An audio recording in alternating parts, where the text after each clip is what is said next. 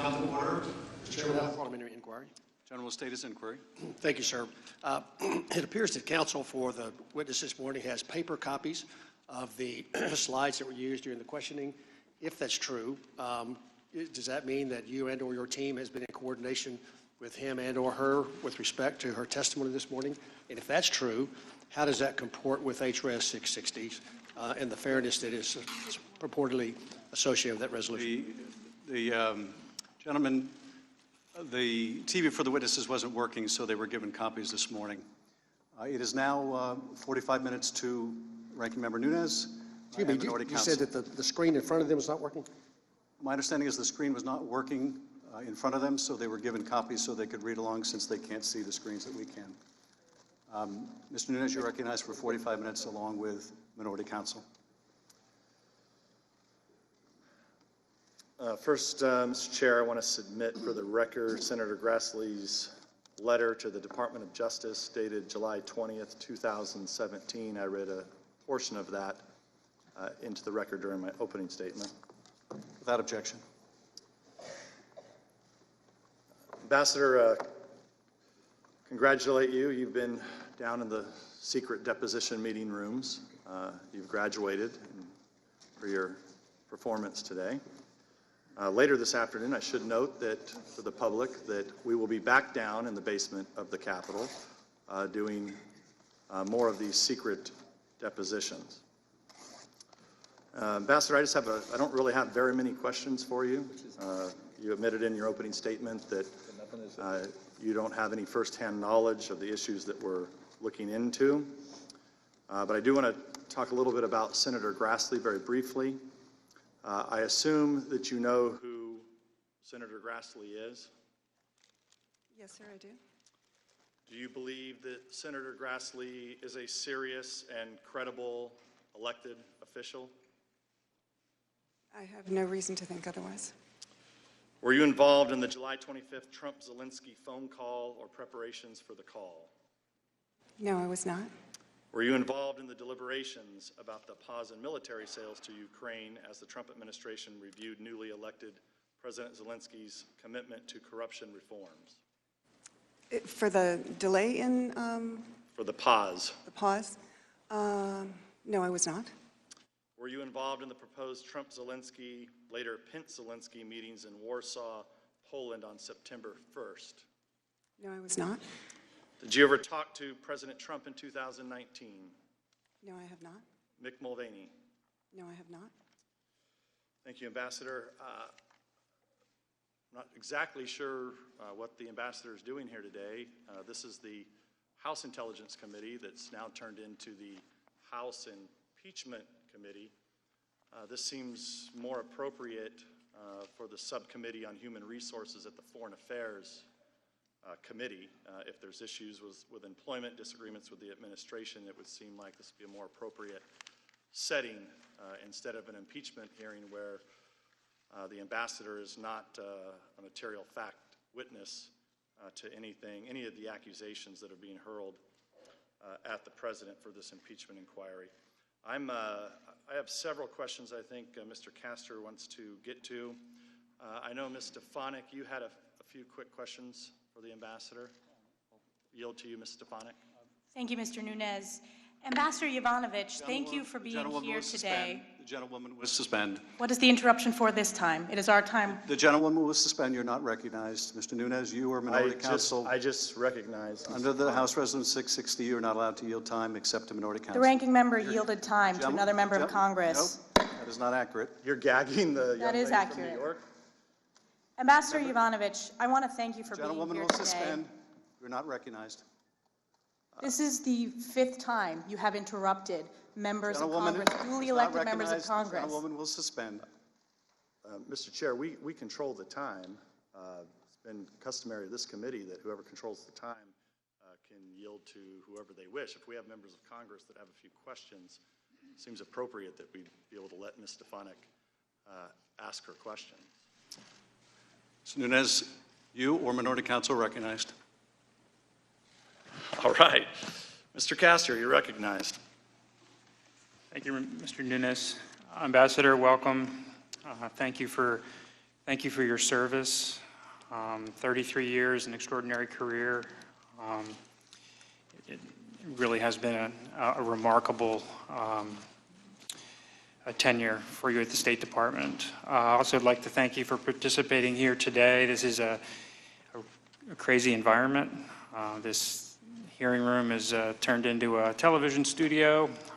Before today, you spent on the Friday the 11th, you were with us for early in the morning until I believe it was 8 o'clock at night. People missed trains back to New York, and it was a complete, a very complete day, so thank you. You were serving a 3-year assignment in the Ukraine, is that correct? Yes, And it began in 2016 and was scheduled to end in 2019? yes, that's correct. And nobody disputes that it's up to the president to decide who his envoys are to posts around the world, correct? I stated that clearly in my statement. And you returned from the Ukraine on May 20th, 2019? That's correct. And your return coincided with the inauguration of President Zelensky? Yes, And you remain employed by the State Department? I do. And after you returned to Washington, the Deputy Secretary, John Sullivan, asked you what you wanted to do next. Is that correct? Yes, that's correct. And then you met with the Director General, Ambassador Perez, Yes, that's correct. to identify a meaningful new assignment. Yes, And you now serve at Georgetown University as a fellow. that's true. And this is a rewarding position for you. I'm very grateful to be in that position after what happened.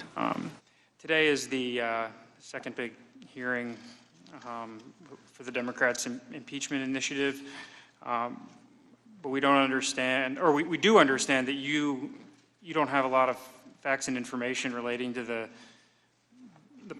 part of this that we're investigating. And those are the events from May 20th up until September 11th, the release of the security assistance funds. Is that correct? Yes, that's correct. So you were not part of the delegation to the inauguration. That was the day you returned. You were not part of the Oval Office meeting May 23rd, correct? Yes, that's correct.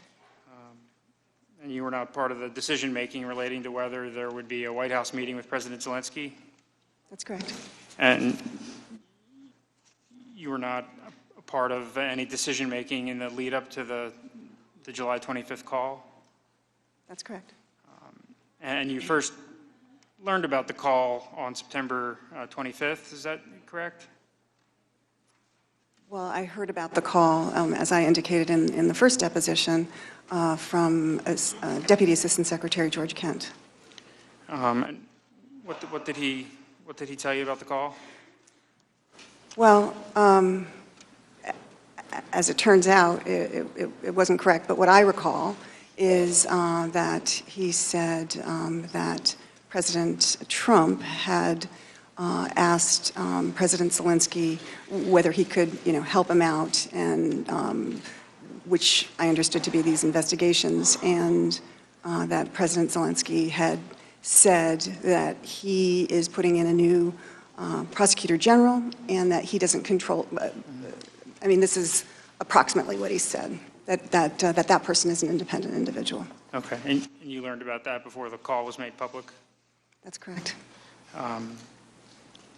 Likewise, you were not involved in any discussions surrounding the security sector assistance funds to Ukraine, that they were paused for about 55 days from July 18th to September 11th? No discussions. Okay. In your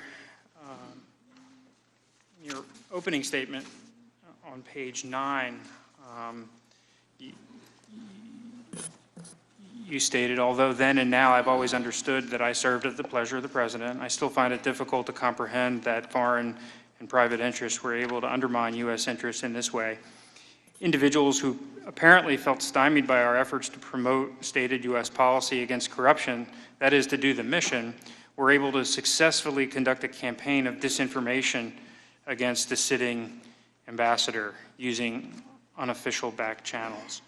Do you believe that President Trump was aiming to weaponize corruption in Ukraine by removing you? I don't know that. Okay. Do you believe your removal was part of some scheme to make it easier for elements of the Ukrainian establishment to do things counter to U.S. interests? I think that's certainly what the Ukrainian establishment hoped.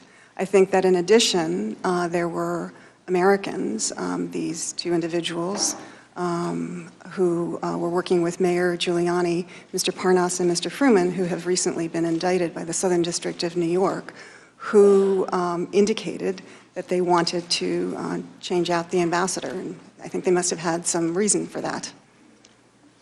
And do you think they were seeking a different type of ambassador that would allow them to achieve some of their objectives? I don't know what other reason there would be. Okay. Is Ambassador Taylor the type of person that would facilitate those objectives? No, So Ambassador Taylor is a man of high integrity, absolutely. and he's a good pick for the post? He is. I would note that he is the charge out there, as of course you understand. So no ambassador has yet been, or no candidate has yet been named to the position. But he certainly has had a decorated career serving his country. Absolutely, a man of the highest integrity.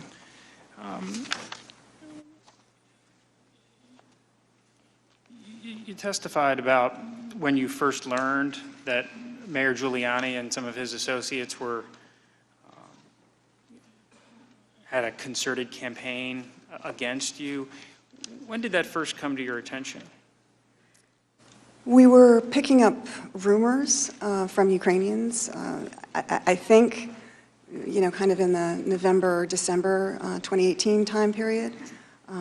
But then in January, February, and of course, March, it became more obvious.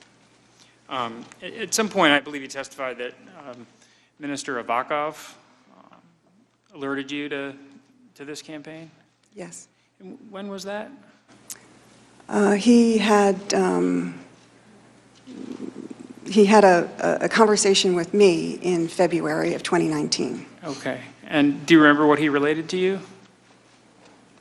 Yes, he said that Mr. Lutsenko was working with Mayor Giuliani through these two individuals, Mr. Parnas and Mr. Fruman, that they basically wanted to remove me from post, and that they were working on that. And did you have any awareness at that point in time of precisely why they were seeking your ouster?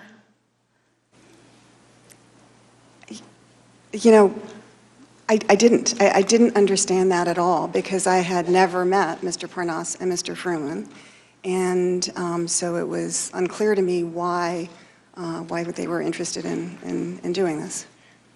Were you especially influential implementing policies that stymied their interests in Ukraine? Were advocating for some sort of environment or policies that would be adverse to them? I think that just the general idea that obviously U.S. ambassadors, U.S. embassies, one of our most important functions is to facilitate U.S. business abroad, right?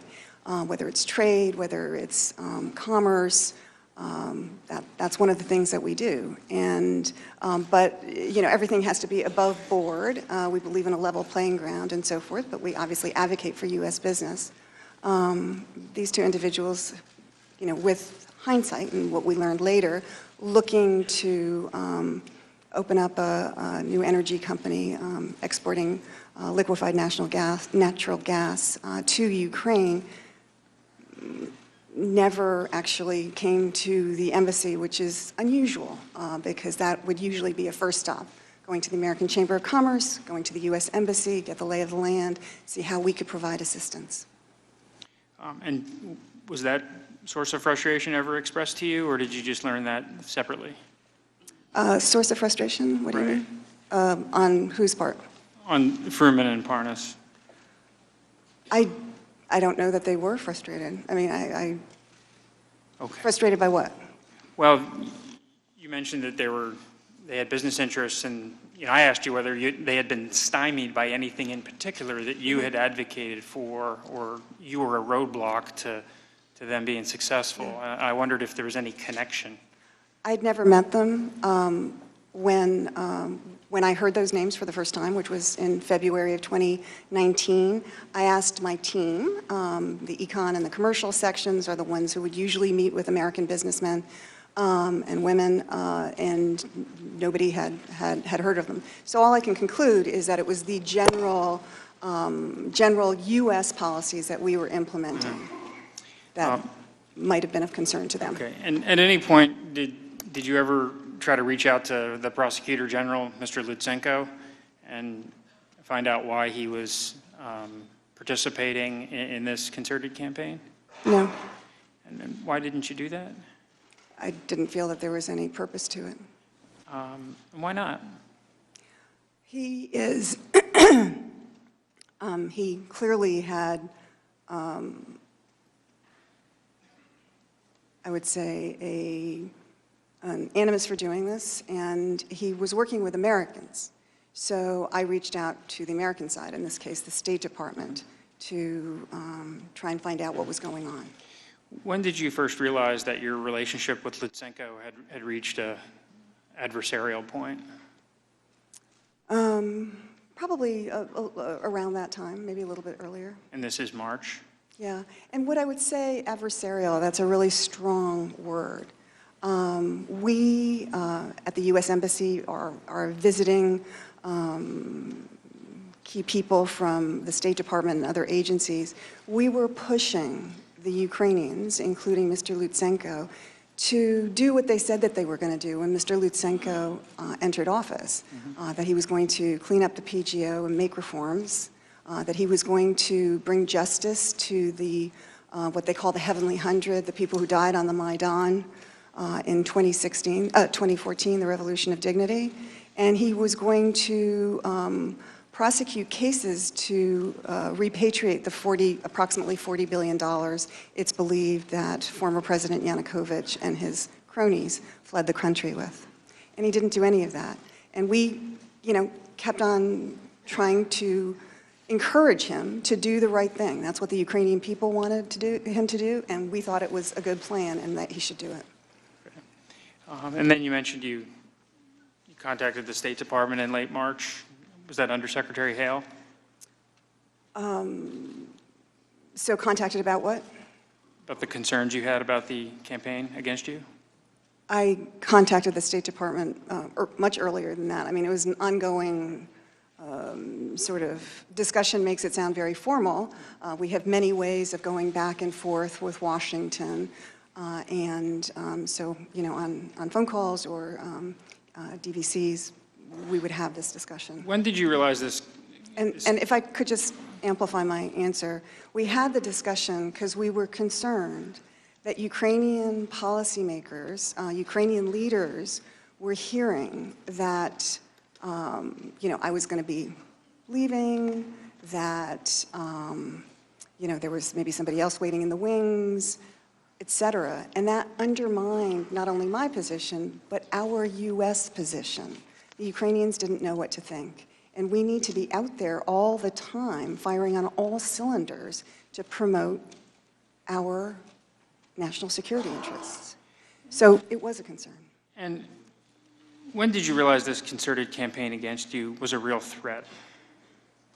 A threat in... A threat to your ability to do the job in Kyiv? Well, I would say that when you go into a meeting with somebody and they ask, are you going to be leaving, that is concerning. So that probably, I don't know exactly when that started happening, but in that time frame. And did you undertake any efforts to push back on this narrative, either inside the State Department or publicly? Well, certainly with the Ukrainians, I said, there's nothing to this. This is, a distraction, and we are focused on the job. Our policy remains the same.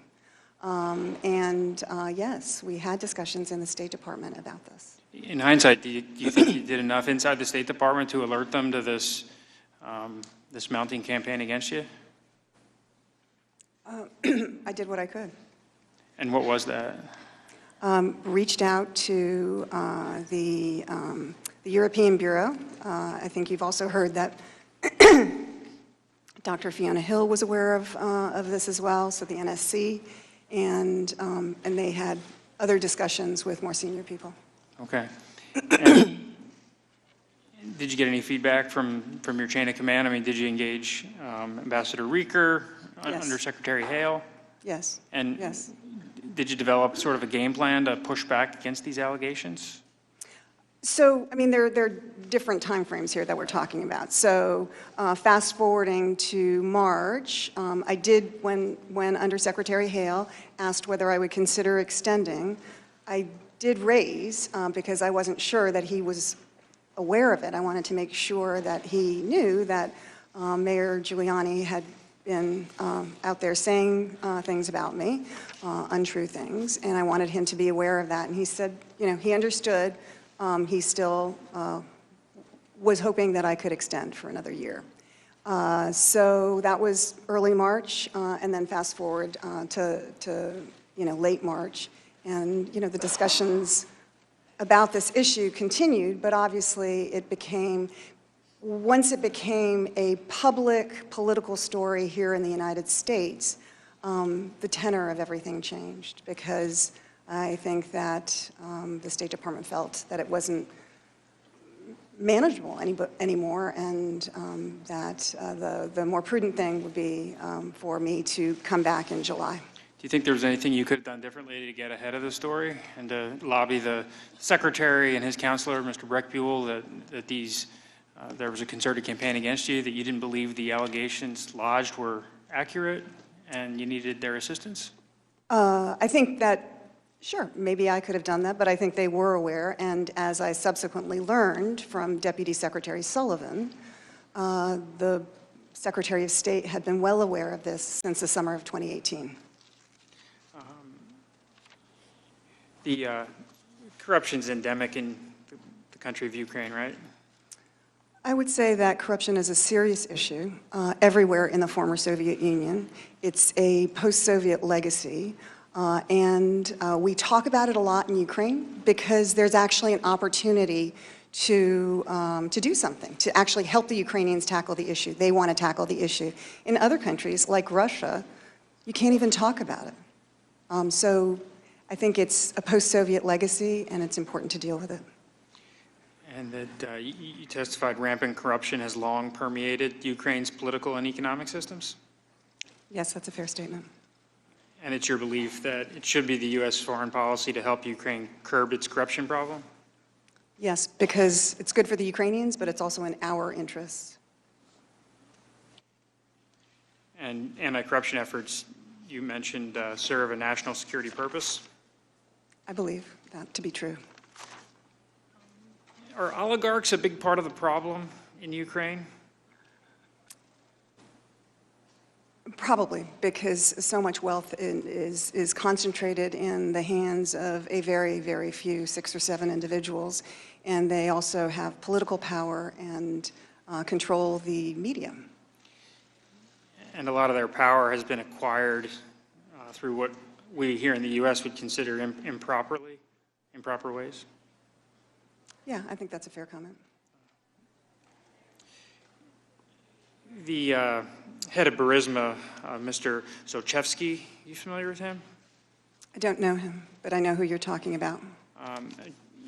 George Kent testified a couple days ago that he was investigating for stealing millions and millions of dollars, some of which had been supplied by the U.S., Great Britain, subject to an investigation, trying to get the money back. That was a big part of Mr. Kent's initiatives when he was there.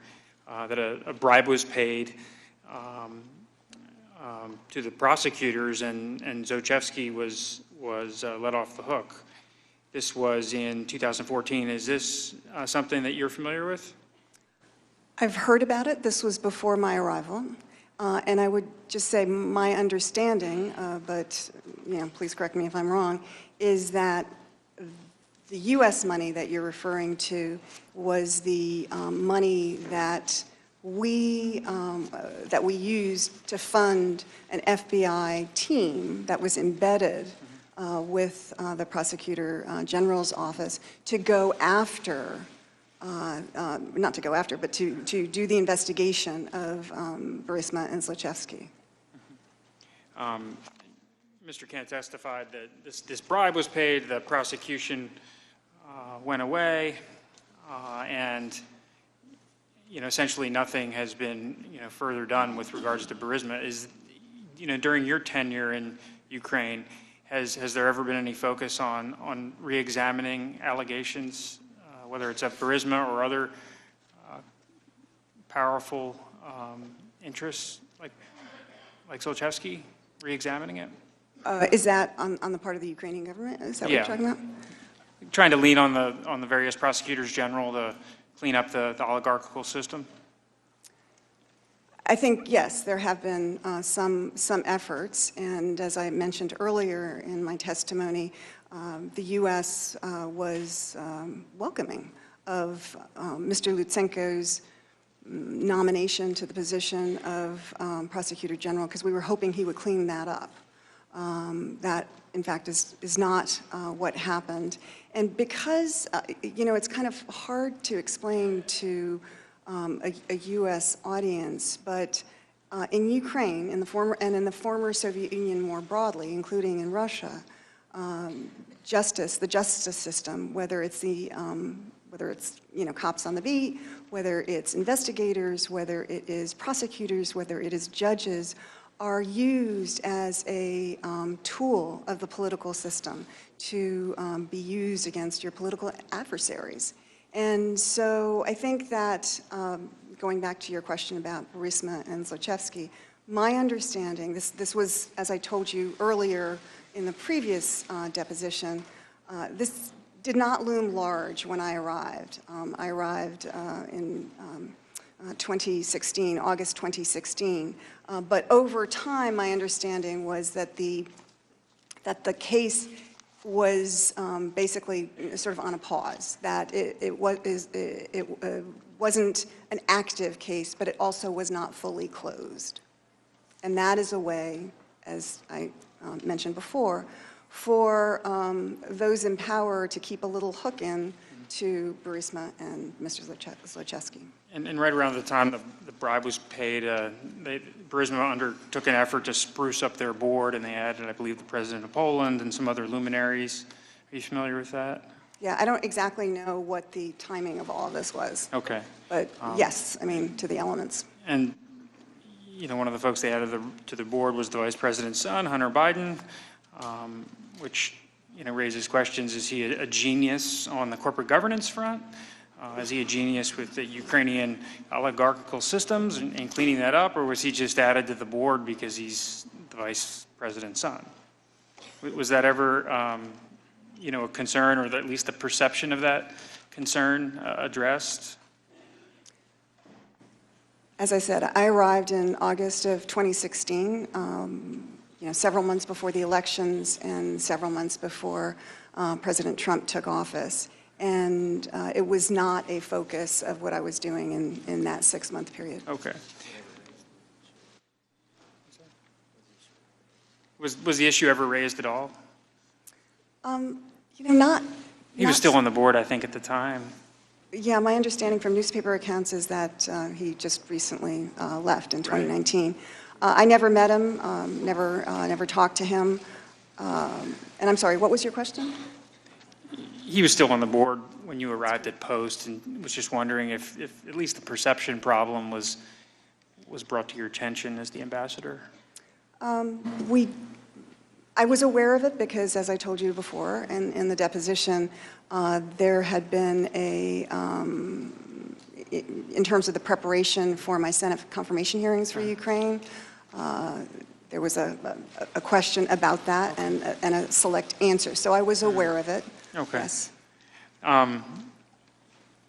In your deposition, you acknowledged that the president has longstanding concerns about corruption in Ukraine. Is that true? That's what he says. Well, going back to, there was a meeting with President Poroshenko in September of 2017 in the Oval Office, and I believe you testified that, he expressed his concerns then. Yeah, he said that a friend of his had told him that Ukraine was the most corrupt country in the world. Okay.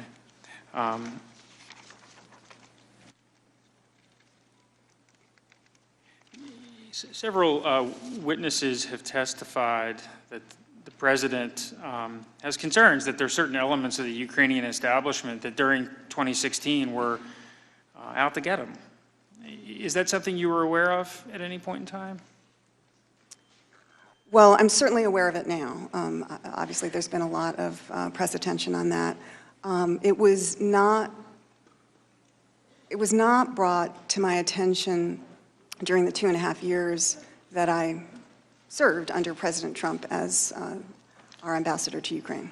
We've gone through the deposition some of these elements that, maybe they loom larger now, but, in hindsight, was there any discussion at the embassy that there's these indications of some Ukrainians trying to, at least advocate against then candidate Trump? Actually, there weren't. I mean, we didn't really see it that way. And were you aware of, I know Mr. Nunes mentioned this earlier, the consultant Alexander Chalupa had reportedly, at least according to her and according to Ken Vogel at the Politico, was trying to work with the Ukrainian embassy in D.C. to, trade information, share leads of that sort of thing? I saw the article. I, didn't have any further information about that. And did you see the article at the time, or did that only come to your attention subsequently? It's certainly been brought to my attention subsequently. I think I did see something to that effect at the time as well. And you're the ambassador in country at this point. Did you aim to get to the bottom of that? Because, if the reporting's true, if what Ms. Chalupa told Mr. Vogel is accurate, that would be concerning, correct? Well, I was the ambassador in Ukraine starting in August of 2016. And what you're describing, if true, as you said, what you're describing took place in the United States. So if there were concerns about what Ms. Chalupa was doing, I think that would have been handled here. And do you know Ms. Chalupa? I don't believe so. Have you ever met her? I don't think so. I mean, if she worked for the Ukrainian embassy, it's possible that I met her in a large group or something, but I don't believe I know her. Are you aware of the role that investigative journalist Mr. Lashenko played in publicizing the Manafort black ledgers? Yes. And he publicized some information in a pretty grand way in August of 2016, and almost immediately coincided with Mr. Manafort leaving the Trump campaign. Was there anything about that issue when it was occurring that concerned you? Well, I certainly noticed it because I was, a week or so away from arriving in Ukraine. I think that from a Ukrainian perspective, I realize we are looking at this from an American perspective. From a Ukrainian perspective, I think that what Mr. Lashenko and others who were looking into the Black Ledger were most concerned about was actually not Mr. Manafort, but former President Yanukovych and his political party and the amount of money that they allegedly stole and where it went and so forth. I mean, I think there's just a difference in perspective depending on which country you're in. But you can understand the president, at least from his perspective, looking at these facts, it certainly is reasonable to conclude that there are elements of the Ukrainian establishment that are are advocating against him at this point in time, correct? Well, just speaking about Mr. Lushenko, he's an investigative journalist, as you said, and he got access to the Black Ledger, and he published it, as I think journalists would do. And again, I'm not sure that I don't have any information to suggest that that was targeting President Trump. With the way the events unfolded, Mr. Manafort was, subsequently left the campaign, and it certainly did begin a period of interest in, Manafort's ties to Russia and so forth. I think, again, I think that that may have been the effect here in the United States. And obviously, it was of interest to journalists and others here that Mr. Manafort was former President Yanukovych's political advisor, and he was the political advisor, head of a campaign here. And so we all know that there have been court cases and so forth where Mr. Manafort was found guilty of certain actions. But at the end of the day, President Trump won the elections. With Mr. Lushenko's reporting, there's been a question of whether all the information that he published was authentic, correct? I'm sorry, could you repeat that? There's been some have questioned whether the information Mr. Lushenko published was all correct, or whether it was doctored.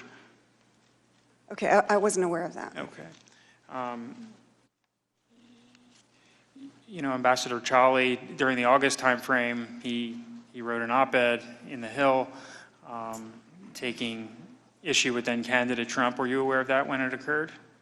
Yes. And did you have any communications with the ambassador to express concerns? No. And how frequently did you communicate with the ambassador? Obviously, you're in different posts in different countries, but... Yeah. Didn't actually see him or talk to him that so often. So you weren't in frequent communication? No. Can you see how, writing an op-ed, even, given the substance, we've discussed the substance of it, that there's some sensitivities, but can you see how just the simple fact of writing an op-ed, the Ukrainian ambassador to the U.S., might create a perception that there are elements of the Ukrainian establishment that were advocating against then-candidate Trump? My recollection of that op-ed was that he was taking he was critical of a policy position that President Trump had with regard to Crimea, and whether Crimea was, a part of Ukraine or a part of Russia. That's a tremendously sensitive issue in Ukraine, and my recollection is that that is what Ambassador Chali was writing about. And do you know whether the ambassador or anybody from the embassy tried to make contact with the Trump camp to talk about their concerns before lodging an op-ed? I don't know. Okay. During the same time period of the run-up to the election, the Minister Avakov had said some especially candid things about then-candidate Trump on some various social media platforms. Are you aware of that? Yes, as a result of the deposition, okay. The previous deposition. But during the relevant time period when it was happening, you weren't aware of that? I don't recall it. Okay. He's one of the more influential officials in the Ukraine, correct? He is. I believe he's one of the few that span both the Poroshenko administration and the Zelensky administration. Yes, that's correct. Looking back on his comments in hindsight, do you see how that might create a perception that a very influential Ukrainian was advocating against then-candidate Trump? That he was doing what? I'm sorry? Just advocating. He was out to get him. He said some real nasty things. Well, sometimes that happens on social media. And are you asking me whether it's appropriate? Probably not. But I would say that Minister Avakov has been as well as others, both in President Poroshenko's administration as well as in the Zelensky administration, has been a good partner to the United States. As I think I told you before, he's a very practical man and looking for partners and getting the job done. I'm shocked that social media would be the site of negative comments.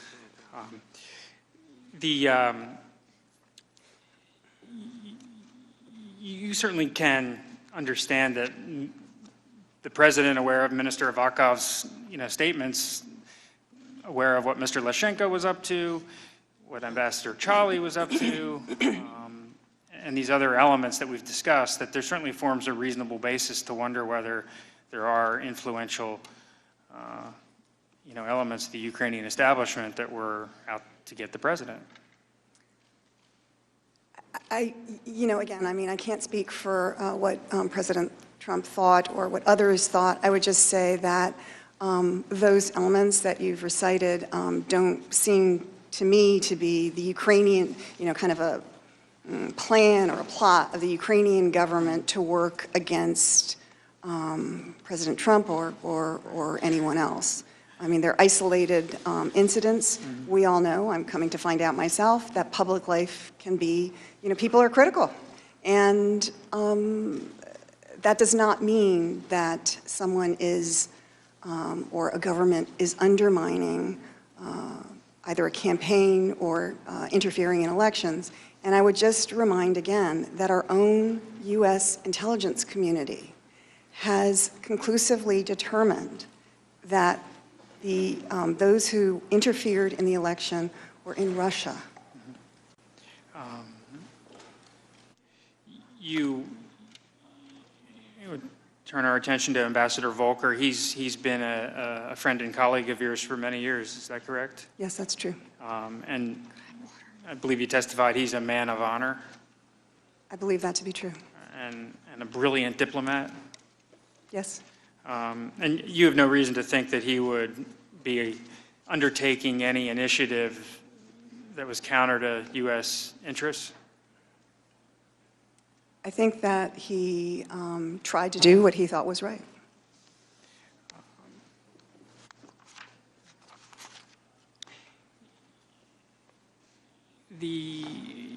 Turning our attention to the Trump administration's policy of aid, the aid package to Ukraine, you've testified that during your tenure as ambassador, America's policy actually got stronger toward Ukraine. Is that accurate? With the provision of javelins to the Ukrainian military, yes, that was really positive. And why was that important? Well, two things. They are obviously tank busters, and so if the war with Russia all of a sudden accelerated in some way and tanks come over the horizon, javelins are a very serious weapon to deal with that. That's number one. But really the more important issue is the symbolism of it, that the United States is providing javelins to Ukraine. That makes Ukraine's adversaries think twice. And the provision of javelins to Ukraine was blocked during the previous administration. Is that correct? I think they made a determination. I was not a part of those discussions, but obviously they had not yet made a determination about whether to provide javelins. But do you have any understanding of what the interagency consensus was with regard to javelins during the previous administration? I think that most in the interagency wanted to provide javelins to Ukraine. And so in the new administration under President Trump, the ability to afford Ukraine this weaponry is a significant advantage, significant step forward? We thought it was important. And has it played out that way?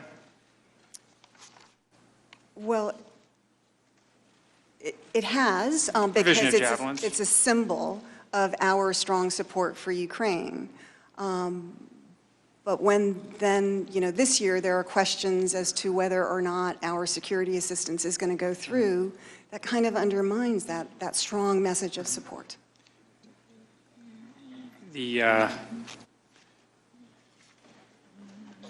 Ukraine still has the ability to acquire the javelins, though, correct?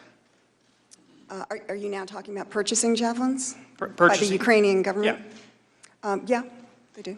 And That is my understanding. I mean, the security sector assistance did go through. It was paused for 55 days from July 18th to September 11th, but it ultimately went through, correct? It's my understanding. Okay.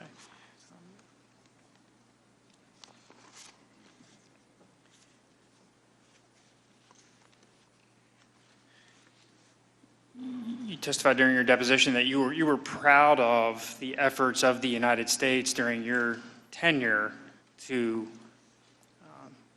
supply this type of aid to Ukraine. Are you still happy with the decisions? Are you talking about the Javelin? The Javelin and also just the whole aid package. Yes. Do you think it's sufficient? Do you think we're giving Ukraine enough money? That's a hard question because one can always use additional funding. That said, I think that that the Congress has been very generous in voting for security assistance and other forms of assistance for Ukraine. My time is coming to an end, Mr. Chairman. Thank the gentleman. We'll now go to member 5-minute rounds. I recognize myself for 5 minutes. Ambassador Yovanovitch, I want to follow up on some of the questions from my colleagues.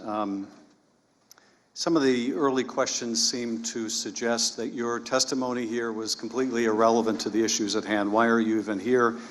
Isn't this just some small matter that should have been referred to HR?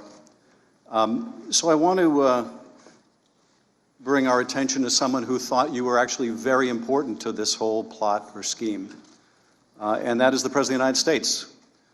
There was only one ambassador, I believe, who was discussed by the President in the July 25th call, and that was you, Ambassador Yovanovitch. And I want to refer back to how you were brought up in that conversation. At one point during the conversation, the President brings up this prosecutor who was very good, and it was shut down, and that's really unfair. And I think you indicated earlier that that was a likely reference to Mr. Lutsenko, the corrupt prosecutor, is that right? I believe that is the case, but I don't know. So immediately after the President brings up this corrupt former prosecutor, only one, I'm sorry, my staff has corrected me, only one American ambassador is brought up in the call. Immediately after the President brings up this corrupt prosecutor that he praises and says he was treated very unfairly, he then encourages Zelensky to speak with Giuliani, the guy who orchestrated the smear campaign against you, correct? Yes. And he then brings you up. So he praises the corrupt prosecutor. He says, I want you to talk to Giuliani, the guy who smeared you, and then he brings you up. He obviously thought you were relevant to this. But what is even more telling is immediately after he brings you up and says that you, the woman, was bad news, he says there's a lot to talk about Biden's son, that Biden stopped the prosecution, and a lot of people want to find out about that, so whatever you can do with the Attorney General would be great. Immediately after praising this corrupt prosecutor, he attacks you, and then he goes right to Biden. That would indicate to you, wouldn't it, Ambassador, that he connects you somehow with this prosecutor you were at odds with and his desire to see this investigation of Biden go forward, would it not? Again, you're absolutely right that that is the thought progression. My colleagues also asked, in pushing you out of the way, ultimately Ambassador Taylor got appointed. Is Ambassador Taylor the kind of person that would further Giuliani's aims? And I think we can all agree that Ambassador Taylor is a remarkable public servant. Absolutely. But what if the President could put someone else in place that wasn't a career diplomat? What if he could put in place, say, a substantial donor to his inaugural? What if he could put in place someone with no diplomatic experience at all? What if he could put in place someone whose portfolio doesn't even include Ukraine? Might that person be willing to work with Rudy Giuliani in pursuit of these investigations? Yeah, maybe. That's exactly what happened, wasn't it? Yes. And my colleagues also say, well, the security assistance ultimately went through. So if they sought to condition or bribe Ukraine into doing these investigations by withholding security assistance, they ultimately paid the money. Are you aware, Ambassador, that the security assistance was not released until after a whistleblower complaint made its way to the White House? Yes, I'm aware of that. Are you aware that it was not released until Congress announced it was doing an investigation? Yes, I'm aware of that.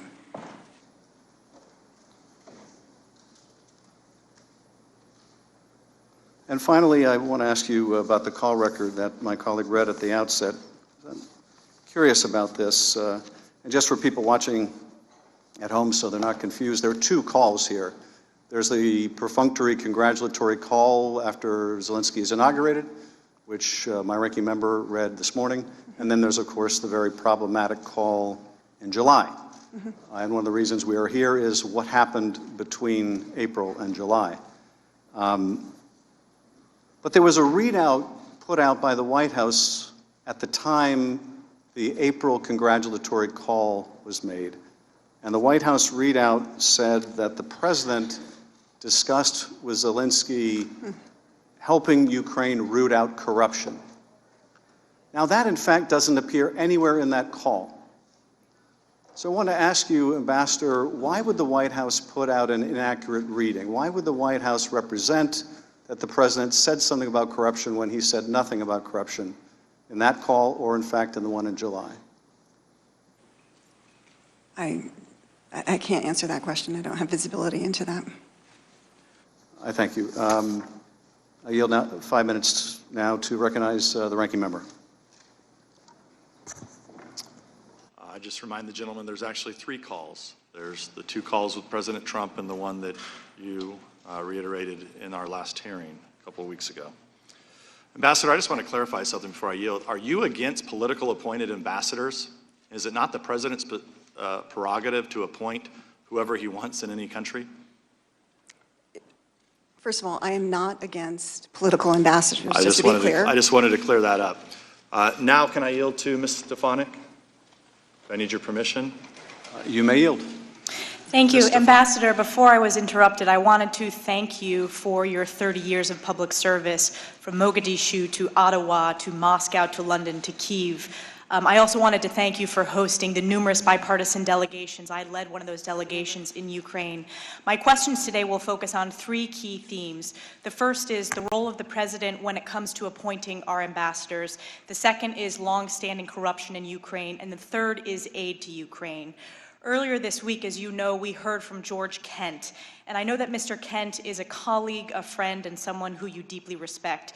In his testimony, he stated, all ambassadors serve the pleasure of the president. You would agree with that statement, correct? Yes.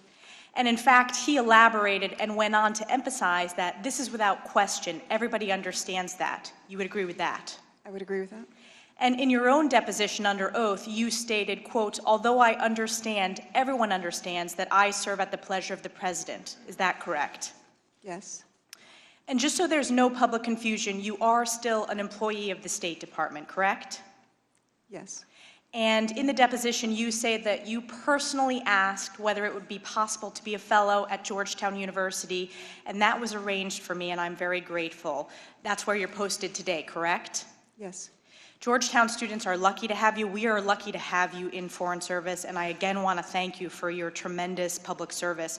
Shifting gears to corruption in Ukraine, in your powerful deposition, you described, quote, we have long understood that strong anti-corruption efforts must form an essential part of our policy in Ukraine, and now there is a window of opportunity to do that. And so why is this important, and why is this important to us? Put simply, anti-corruption efforts serve Ukraine's interests, but they also serve ours as well. Is that still your testimony? Yes.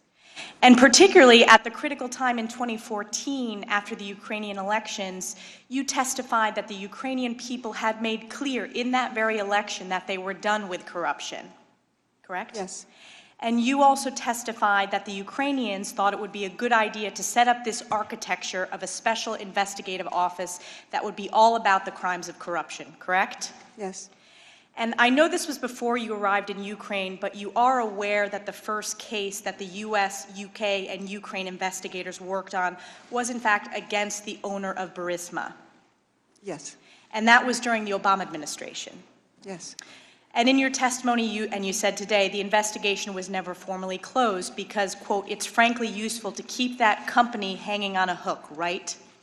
That's your quote. Yeah, the Ukrainian investigation was never closed. Partnered with the US and the UK. As I understand it.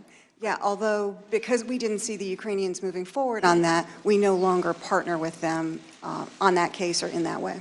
But let's take a step back. The first time you personally became aware of Burisma was actually when you were being prepared by the Obama State Department for your Senate confirmation hearings.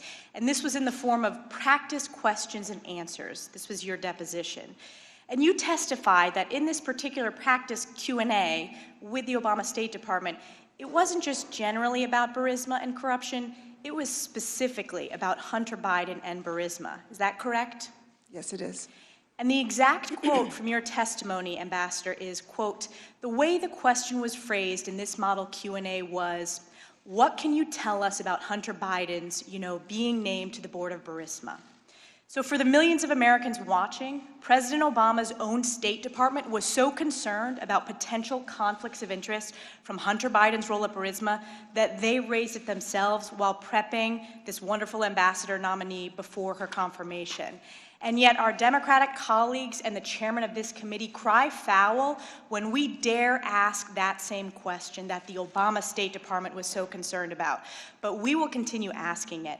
And lastly, in my 20 seconds left, I just want to get it on record. In terms of defensive lethal aid, which you were an advocate for, that was not provided by President Obama. It was provided by President Trump. That's correct. I yield back 5 seconds. Mr. Himes, you're recognized. Ambassador, thank you for your testimony today. Those of us who sit up here are supposed to be dispassionate and judicial and measured, but I'm angry. And I've been angry since I learned about your summary and unexplained dismissal after a lifetime of excellent and faithful service to this country. I'm angry that a woman whose family fled communism and Nazism, who served this country beautifully for 33 years, not in Paris or in Rome, but literally under fire in places like Mogadishu and Kyiv. I'm angry that a woman like you would be not just dismissed, but humiliated and attacked by the President of the United States. And I'm not just angry for you, I'm angry for every single foreign service officer, for every single military officer, for every intelligence officer who right now might believe that a lifetime of service and sacrifice and excellence might be ignored by the President of the United States, or worse yet, attacked in language that would embarrass a mob boss. Now, it's the President's defense, and it's emerging from my Republican colleagues today, that this is all okay, because as the President so memorably put it in his tweet this morning, it is a U.S. President's absolute right to appoint ambassadors. I'm a little troubled by this idea of an absolute right, because that doesn't feel to me like the system of government we have here. I think that how and why we exercise our powers and rights matters. Ambassador, when you're ambassador somewhere, do you have the right to ask the intelligence community, the CIA in an embassy, what operations they're doing? We talk about these things collaboratively. There's some things that, in short, yes. So you have the right to ask the intelligence community in your embassy what they're doing. Why might you do that? Because sometimes operations have political consequences. Right. So the performance of your duties in the interests of the United States gives you the right to ask very sensitive questions of our intelligence community in your embassy.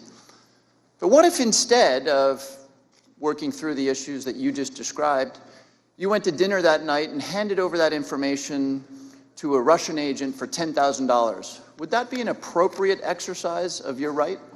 No, it would not. It would not. And what would happen to you if you did that? Well, I can't even begin to imagine, but I would imagine that I would be pulled out of post. Right. And this is not about ambassadors, right? A police officer has the right to pull you over. But if the police officer pulls over his ex-wife because he's angry, that's probably not right. I have the right. In fact, today, I cast a bunch of votes. But if I cast those votes not in the interest of my constituents, but because somebody bribed me, that is a severe abuse of my power. Wouldn't you agree? Yes. So I guess the question is, why, after an exemplary performance as ambassador to Ukraine, did the president decide that you should be removed? Because I think we just agreed that if that was not done in the national interest, that's a problem. Ambassador, if you had remained ambassador to Ukraine, would you have recommended to the President of the United States that he asked the new Ukrainian president to investigate, and I'm quoting from the transcript here, CrowdStrike or the server? No, I would repeat once again that the U.S. intelligence community has concluded that it was the Russians. Okay, so Ambassador, if you had remained as ambassador and not been summarily dismissed, would you have supported a 3-month delay in congressionally mandated military aid to Ukraine? No. Ambassador, if you had remained as ambassador of Ukraine, would you have recommended to the president that he ask a new president of Ukraine to, quote, find out about Biden's son? No. I have no more questions. I yield back the balance of my time. Mr. Conaway. Thank you, Mr. Chairman. Mr. Chairman, I ask unanimous consent to enter into the record. Dear colleague, letter from Speaker Pelosi dated September 23rd. Relevant part reads, we also expect that he will establish a path for the whistleblower to speak directly to the House and Senate Intelligence Committees as required by law. Without objection. Thank you. I look forward to you honoring that statement from the Speaker. Attorney Ambassador, I, for one, want to thank you so very much for a long service, exemplary service for to our country and on behalf of our nation. Lots been said about what was going on around the phone call. I'd like to focus more on what's happened since then to you and your career and what's going on. So when you got the word, anytime an ambassador changes post, there's a process you go through to depict what you do next. And that happened in this instance. Can you give us a quick statement as to what happened when you came back here, as to what your next assignment would be at State? So when I came back, obviously it was sort of out of cycle. There was nothing set up. Sure. And again, I am grateful that Deputy Secretary Sullivan asked me what I would like to do next. I recalled that there was the fellowship at Georgetown and asked whether that might be something that could be arranged. Was that your only choice? I'm not sure. We didn't really discuss other options. My sense is Georgetown is fertile ground for State Department recruitment of future fledgling Foreign Service officers, and so they now benefit from your experience and your inspiration to inspire them to have spend their professional life in service to our nation. Thank you. You're a fellow there. You teach classes. How many classes do you teach? Well, this semester I was supposed to teach 2. I am still teaching one on national security. The other one was on Ukraine, and I asked whether I could, Defer on that postpone one. that. How many Seemed students appropriate. in your class? Approximately. There are, let's see, I think 14, All 15. right. Any other responsibilities at State other than the fellowship at Georgetown? Well, I will tell you that all of this has kept me very busy. Okay, I got that. But no necessarily day-to-day things that you'd be responsible for. Other than not qualifying for overseas stipends and other things, has your compensation been affected by being recalled the way you were? No, it has not. Okay. I'm worried about the way you might be treated by your fellow employees at State. Any negative, they hold you in less high regard than they used to as a result of this? Do they shun you at the lunch counter? Do they treat you badly as a result of the way you were treated by the president? I've actually received an outpouring of support. Okay, from my so colleagues. the folks that you respect the most still respect you and appear to hold you in high regard and high affection? They do. Okay. George Kent was in here a couple of days ago. He made some exemplary statements about you, really glowing. All of us, I think, would like to be the recipient of something that worthy, and I believe you are as well. Any reason on earth that you can think of that George Kent would be saying that because of some reason other than the fact that he believes it in his heart of hearts? Like what? Well, I mean, like somebody paid him to do it. Oh, no, absolutely Okay, so not. you and I agree that we think he was sincere in that bragging on you, and that's all post recall episode that was been much of the discussion this morning. Well, I'm glad that your colleagues, I would have expected nothing any different from your colleagues at State to continue to treat you with the high regard that you've earned over all these years of great service, and I hope that whatever you decide to do after the Georgetown Fellowship, that you're as successful there as you've been in the first 33 years. With that, I yield the balance of my time to Mr. Jordan. I have a unanimous consent request that an article entitled "Whistleblower is Expected to Testify Soon," House Intelligence Chairman Schiff says, Wall Street Journal, September 29th, 2019, be included in the record. Without objection. I have a unanimous consent request that an article entitled "Whistleblower Reaches Agreement to Testify will appear very soon," Representative Adam Schiff says, USA Today, September 29th, 2019. Without objection. I have a unanimous consent request. Article entitled "Schiff Confirms Tentative Agreement for Whistleblower to Testify Before House Intelligence Committee," CNN, September 29th, 2019. Without objection. I have a unanimous consent request. Intelligence panel has deal to hear whistleblowers' testimony, says Schiff, Washington Post, September 29th, 2019. Without objection.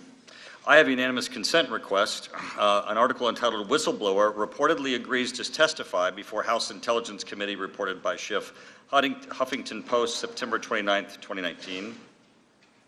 Without objection. I have a unanimous consent request. An article entitled "Schiff Panel Will Hear from Whistleblower," Arkansas Democrat Gazette, September 29th, 2019. Without objection. The time of the gentleman has expired. I now recognize Ms. Sewell. Thank you, Mr. Chairman.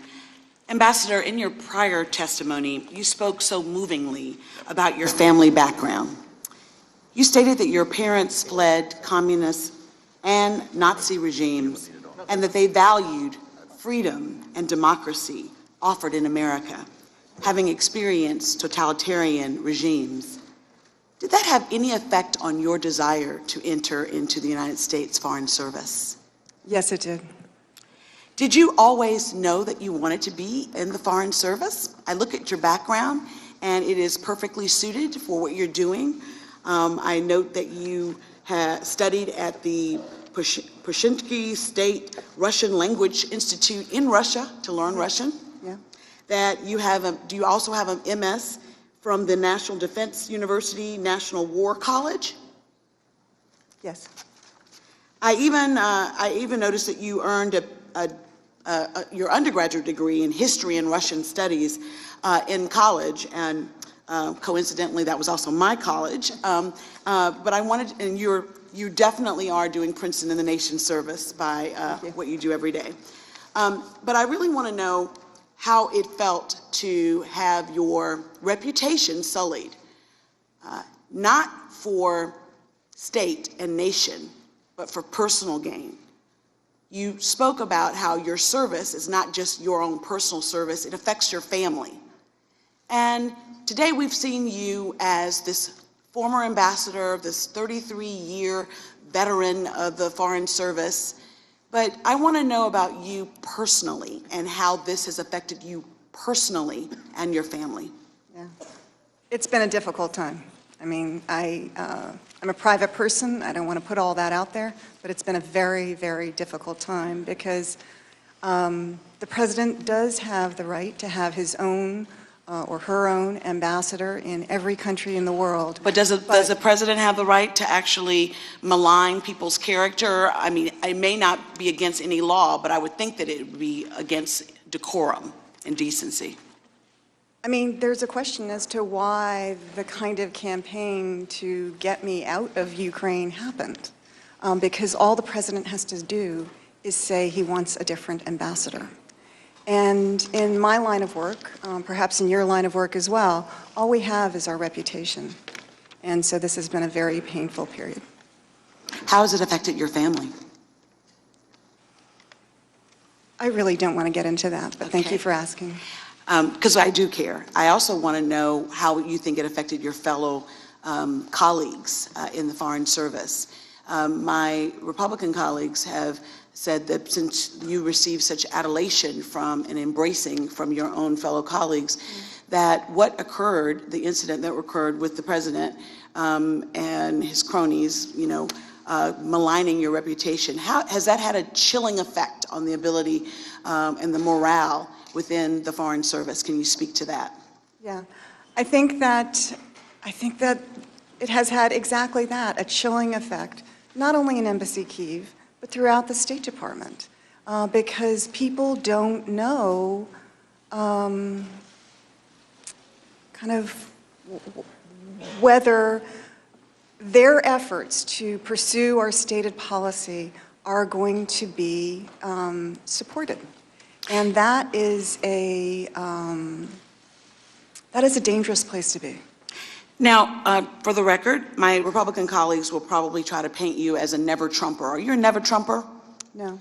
As a Foreign Service officer, you took an oath to support and defend the Constitution of the United States without regard for who's in office. Is that correct?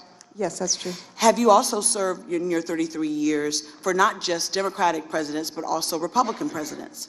4 Republican presidents. 4 Republican presidents. In fact, you joined the Foreign Service under Reagan. Is that not right? Yes, that's true. Now, why do you think it's really important that Foreign Service officers are nonpartisan? Can you talk to us about why it's important for you to do your job and your fellow Foreign Service officers to do your job, that you're nonpartisan? Yeah, because our work is essentially nonpartisan. And, Senator Vandenberg, a Republican senator who actually partnered with President Truman, coined a phrase that politics should stop at the water's edge.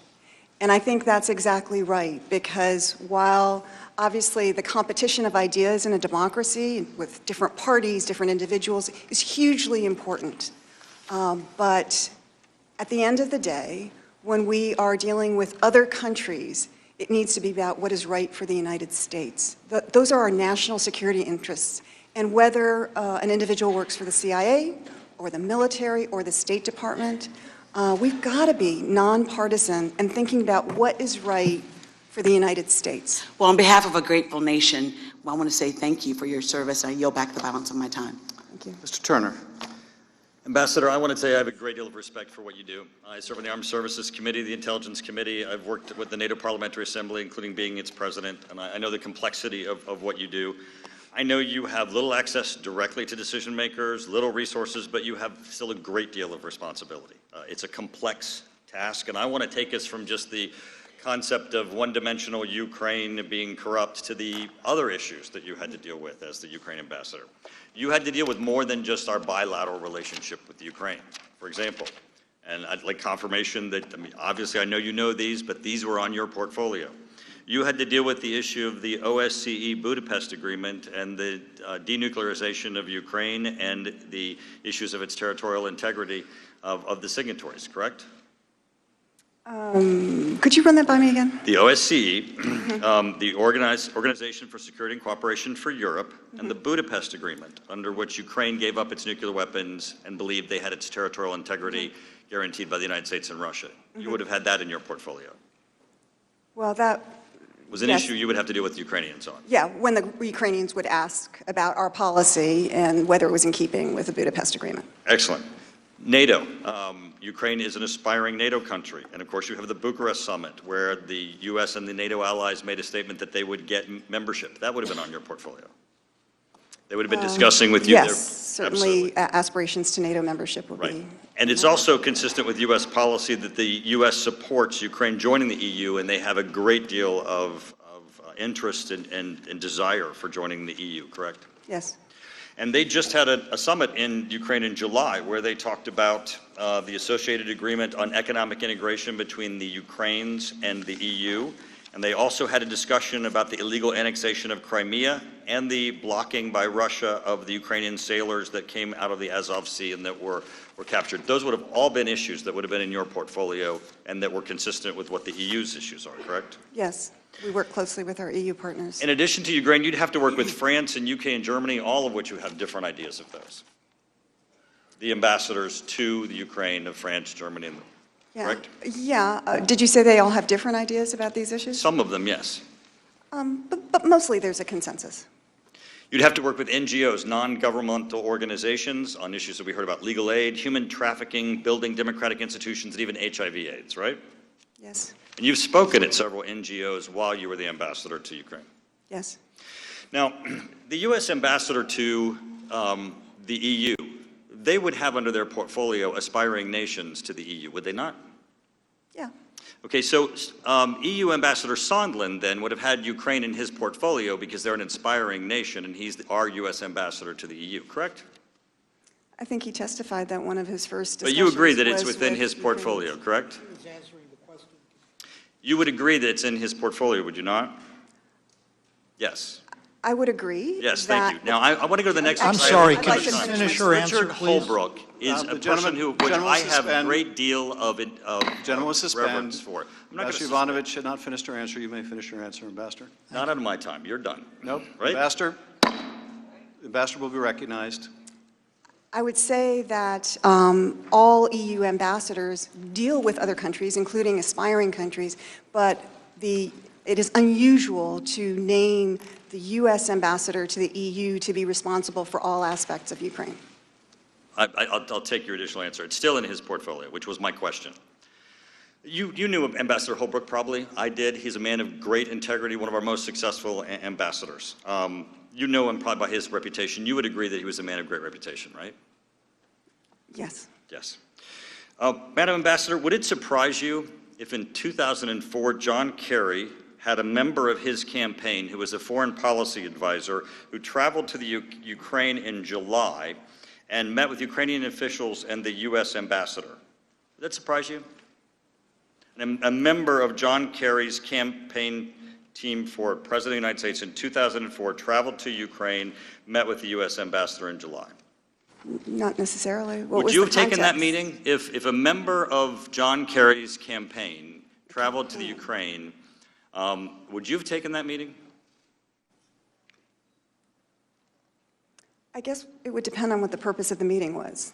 Well, that meeting actually occurred, and it was with John Holbrooke. John Holbrooke was a private citizen, traveled to Ukraine, met with the U.S. ambassadors, met with Ukrainian officials.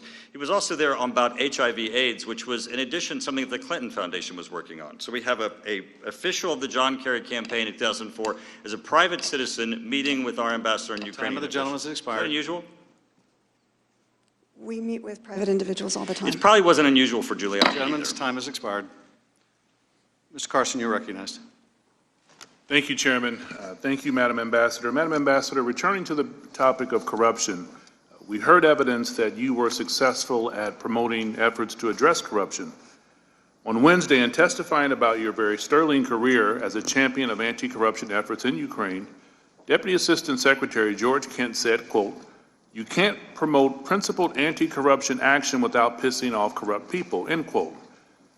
It seems that your efforts as ambassador to essentially reform the powerful prosecutor general's office in Ukraine did exactly that. Madam Ambassador, what concerned you about the prosecutor general's office when you were the ambassador in Ukraine? What concerned us was that there didn't seem to be any progress in the three overall objectives that Mr. Lutsenko had laid out, most importantly for the Ukrainian people, but also the international community. So the first thing was reforming the Prosecutor General's office. It's a tremendously powerful office where they had authority not only to conduct investigations, so an FBI-like function, but also to do the actual prosecution. So very, very wide powers, which is part of that Soviet legacy. And there just wasn't a lot of progress in that. There wasn't a lot of progress in handling personnel issues and how the structure should be organized and who should have the important jobs, because some of the people in those jobs were known to, were considered to be corrupt themselves. Secondly, the issue that was tremendously important to the Ukrainian people of bringing justice to the over 100 people who died on the Maidan during the Revolution of Dignity in 2014. Nobody has been held accountable for that. And that is, kind of an open wound for the Ukrainian people. And thirdly, Ukraine needs all the money that it has.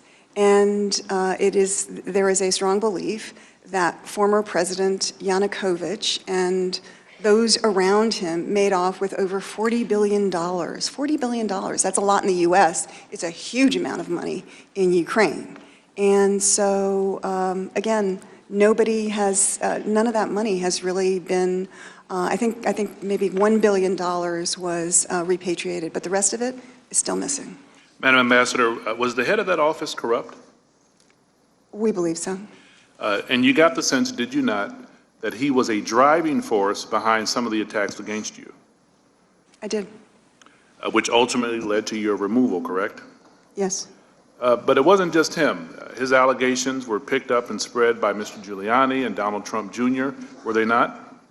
Yes. So let me get this straight. You were effective at fighting corruption in the Ukraine. Fighting that corruption was important to the national security of the United States, and you were punished for that, ultimately being removed from your post by the President of the United States. So in your opinion, Madam Ambassador, why is it important to have a nonpartisan career in the foreign services? I think it's important to have a nonpartisan career foreign service office, or service, I should say. Sure. Because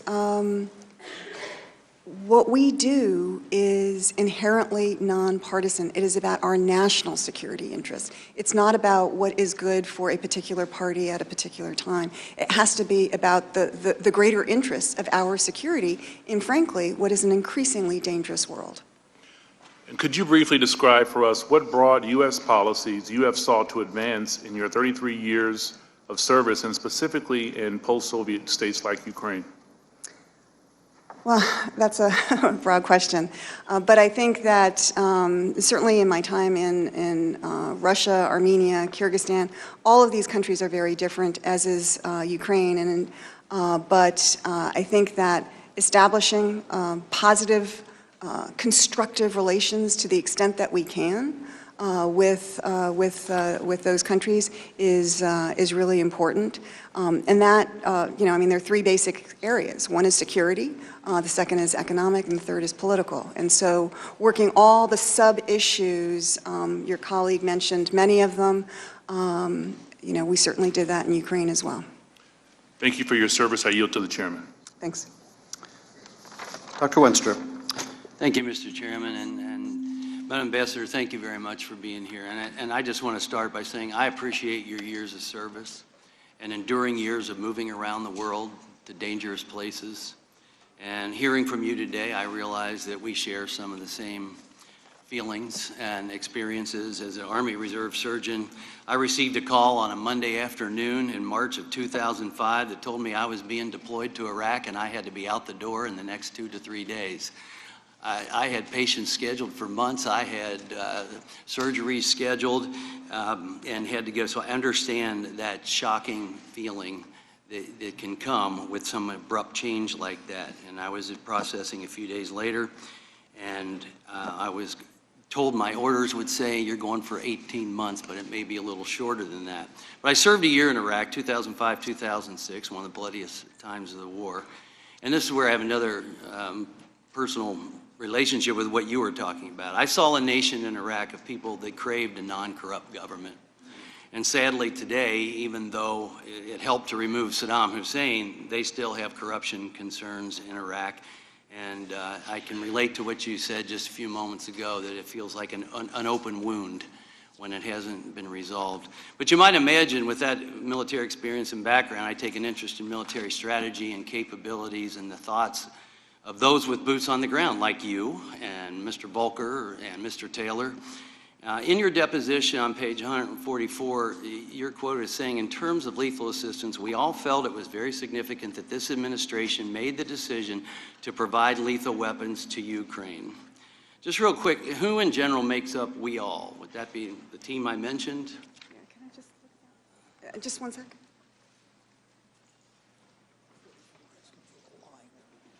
What line is that? Well, I have to move on. So you said we all felt it was very significant that this administration made the decision to provide lethal weapons to Ukraine. I assume that is those that have boots on the ground. And then this administration, I assume you meant the Trump administration. Yes. Yeah, okay. In your deposition, also on page 144, you spoke about the generosity of Congress. You mentioned it today, increasing aid to Ukraine. And part of your deposition, after that statement that I quoted before, you were asked, did you advocate for that? You responded, yes. Then you were asked, did you advocate for that prior to the new administration in 2016? And you responded, well, yeah. On page 148, the question was, were you satisfied that the administration was doing what was necessary to support Ukraine? You said, in what respect? And they said, in, helping them deter Russian aggression, helping them with foreign aid and foreign assistance. And you said, yeah. And I agree that lethal assistance was very significant, as you said. And I thank you for that. And I thank Mr. Volker, and I thank Mr. Taylor. Acting Ambassador Taylor was here Wednesday. He testified about the president's decision to withhold lethal aid. And he said the president felt it might provoke Russia. And Mr. Taylor contested then that Russia has already been provoked and they have invaded the Ukraine. President Obama had the right to make his own foreign policy and make his own decisions as President of the United States, correct? Yeah, I mean, there's an interagency process, and obviously Congress has a role as well. He has the right as president. I respect the interagency process. I'm getting to that, actually. But he has the right to make his own foreign policy and make his own decisions as president of the United States, as do all presidents, correct? Yes. So we have one president, Obama, who denied lethal aid altogether, in spite of ambassadors and other boots on the ground making that recommendation, such as you did. We have another president, Trump, who vetted those that were going to receive the aid and provided it consistent with your intra-agency recommendations and that of your colleagues. Let me just ask you from a military standpoint, without javelins, would you agree the Russians had much greater military offensive options and flexibility in their effort to attack the Ukraine without the Ukraine having javelins? Yeah, I mean, they had another option, although the tank war is no longer the war that is being fought in Ukraine.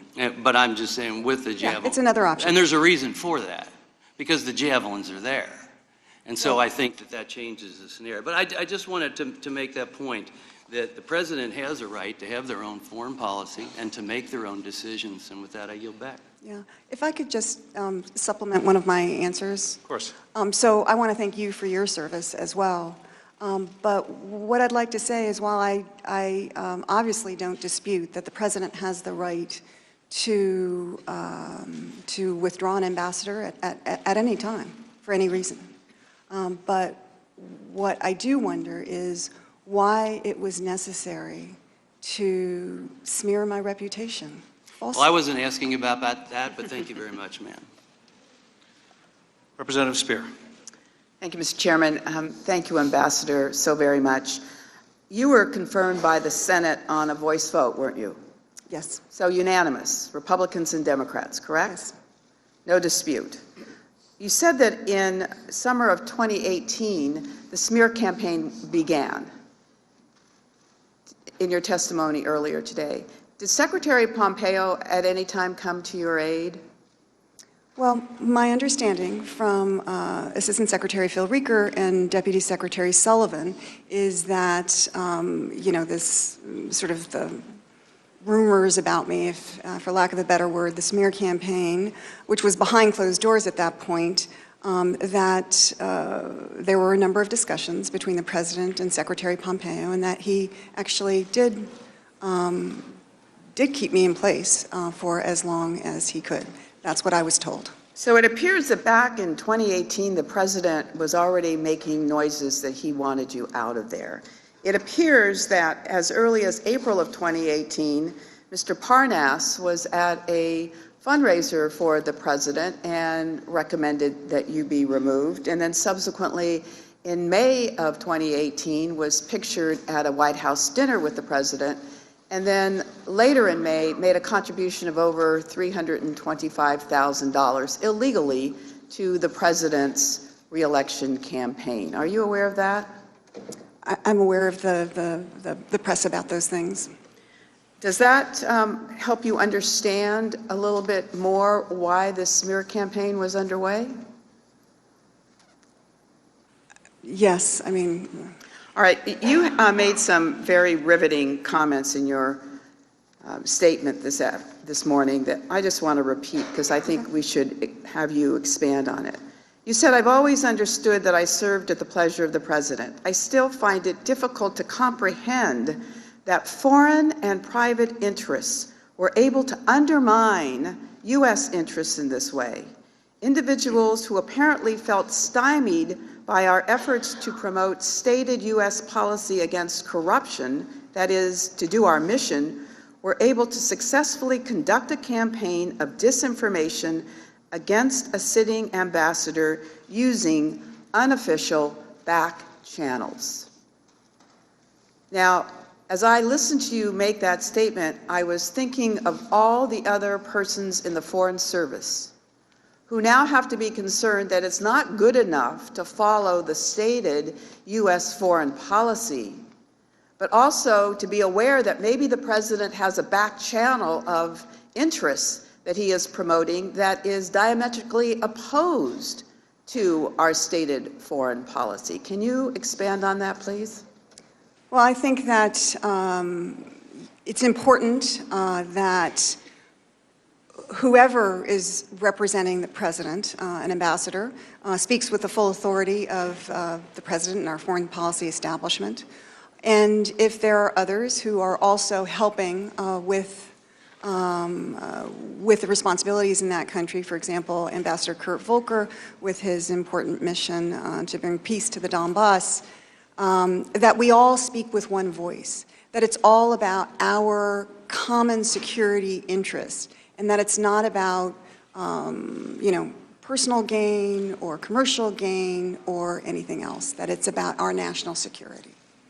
But in this case, the Tres Amigos appeared to be more interested in getting an investigation than into promoting an anti-corruption effort in Ukraine. Is that correct? That appears to be the case. You were told at one point in 2019, in February of earlier this year, you spoke to a minister in Ukraine who warned that when it came to Rudy Giuliani, you needed to, quote, watch your back.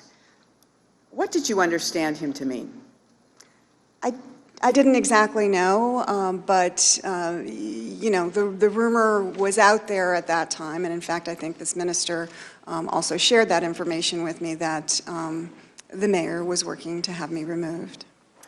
Let me just say, to conclude, that you have endured an orchestrated character assassination, that it was hatched over a year and a half ago, and that it's laced with enormous campaign contributions to the President's reelection campaign. And you deserve more from the American people, and you deserve more from Congress in supporting you. I yield back. I have unanimous consent. Mr. Stewart, you're recognized. I have unanimous consent, Mr. Chairman. We could take that up later. Mr. Stewart, you're recognized.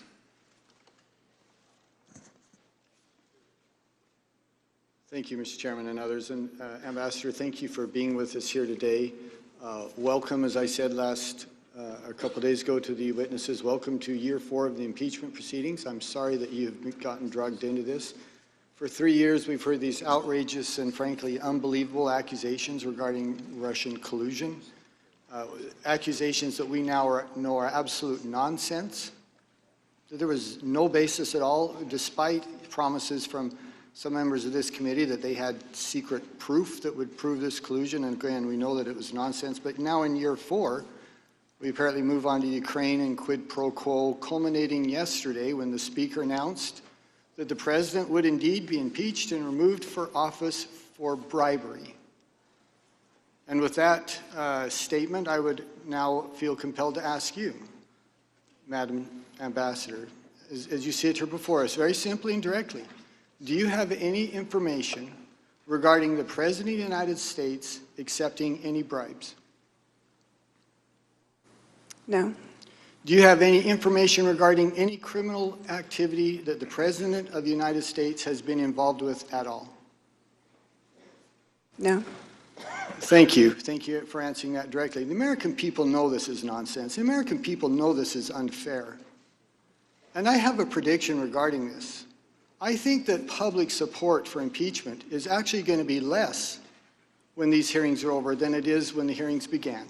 Because finally the American people are going to be able to see the evidence.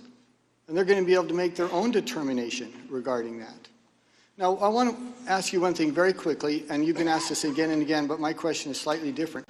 You've been asked, as you recognize, that the President, any President, has the ability to ask his ambassadors to serve at will. I'm curious, do you think that's the right policy? Yeah, I probably think it is. I do as well. It may be imperfect. There may be times when it's not used perfectly, but I agree with you. It is the right policy. I don't think that we should change that. Now, I'd like to read from some previous statements, including one of your own as well as others, regarding the appropriateness of investigating corruption in the UK. From Ms. Fiona Hill. So again, the fact that there are investigations into corruption in the energy sector in Ukraine, as well as Russia and many other countries, is not a surprise. From yourself, your previous testimony. Question, was it the general understanding that Burisma was a company that suffered from allegations of corruption? Your answer was yes. From Ambassador Sondland, I just am generally aware that Burisma is considered a potentially corrupt company. Would you agree then that it's appropriate to investigate corruption?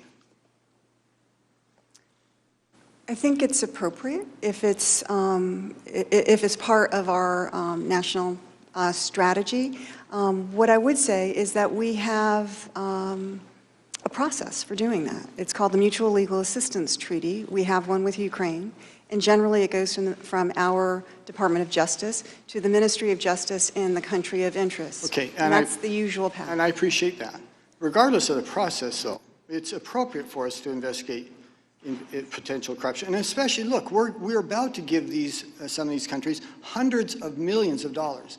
That the U.S. taxpayer said, here's $1 of mine, go ahead and give it to this other country.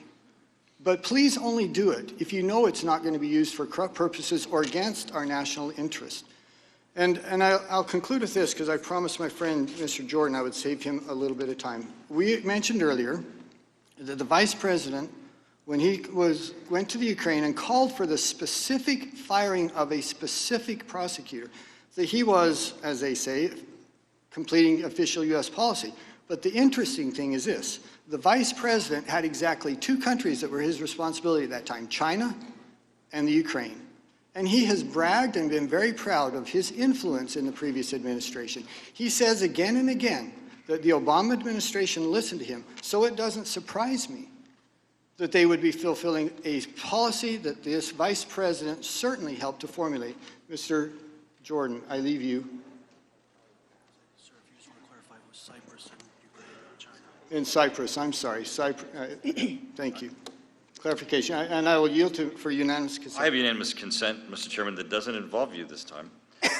It's 3 articles, a New York Times article, 2004 campaign, the advisors, Kerry Foreign Policy Crew has a Clintonian Time of the gentleman has expired. Kiev Post, Holbrooke to visit Kiev, July 2004. And the Brahma may News, recognize you Richard later. Holbrooke meets with one Ukrainian Gentleman's American time has expired. organization. I'd like to have that unanimous Mr. Quigley, consent, you're Mr. recognized. Chairman.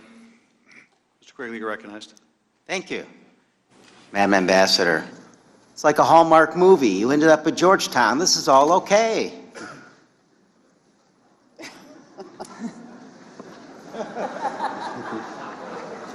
But it wasn't your preference 7, 8 months ago, correct? No, it was not. Wasn't your preference to be the victim of a smear campaign, was it? No. Wasn't your preference to be defamed by the President of the United States, including today, was it? No. Wasn't your preference to be ousted at seemingly the pinnacle of your career, was it? No. You wanted to finish your extended tour, correct? I did. What did you want to do after that? Did you know? I wasn't sure. There's nothing wrong with Georgetown. It's a fine place, right? It's a wonderful place. But it's your only choice at the end of a distinguished career after all that. It's not the end of a Hallmark movie. It's the end of a really bad reality TV show brought to you by someone who knows a lot about that. Why did you previously testified that you sought advice from Ambassador Sondland at this time about what to do. Is that correct? I did. And why did you reach out to the ambassador? Because this was clearly so political and was not going to be, you know, the State Department was not in a position, shall we say, to manage the issue. It didn't appear to me. And so I asked Ambassador Sondland, who said that he, you know, he was a political appointee. He said he was close to the president. And so he had just been in Ukraine for a ship visit with some of his EU colleagues from Brussels. And so I reached out to him for advice. When this was no longer a Ukraine kind of an interview with Mr. Lutsenko, kind of a Ukrainian, but it became sort of the American politicians and pundits, et cetera, were repeating those allegations. I asked him for advice. And it meant a lot to you. This was an extraordinary time. It meant, and the advice meant a lot. And what was his advice? Well, he suggested that I needed to go big or go home, and he said that the best thing to do would be to, you know, send out a tweet, praise the president, that sort of thing. And what was your reaction to that advice? Well, my reaction was that I'm sure he meant well, but it was not advice that I could really follow. It felt, it felt partisan, it felt political, and I just, that was not something that I thought was in keeping with my role as ambassador and a foreign service officer. Did he give you any specific suggestions on what to say about the President of the United States, or just say something nice about him? Yeah, just to praise him. Thank you. I yield the balance to the chairman. I want to follow up on Ms. Quigley's line of question and also harken back to something you were asked by Minority Counsel earlier. You were asked a couple of questions. Do you think you could have done more to push back against the smear campaign? And I'm not suggesting this is what the counsel was getting at, but sometimes victims are asked, aren't you responsible for your own victimization? What would you say to people who say, isn't it kind of your fault, Ambassador, that you didn't fight your own smear harder? Well, I think that, you know, I've been a Foreign Service officer for a long time. And just like the military, we have our own culture, we have our own kind of chain of command, so to speak. And I did everything that I could to, you know, to address these issues and ask the State Department to do what I felt was the right thing, which was support me when it was important to do so, because it was also about supporting the policy. I think it was for others to stand up for me. I quite agree. Representative Stefanik.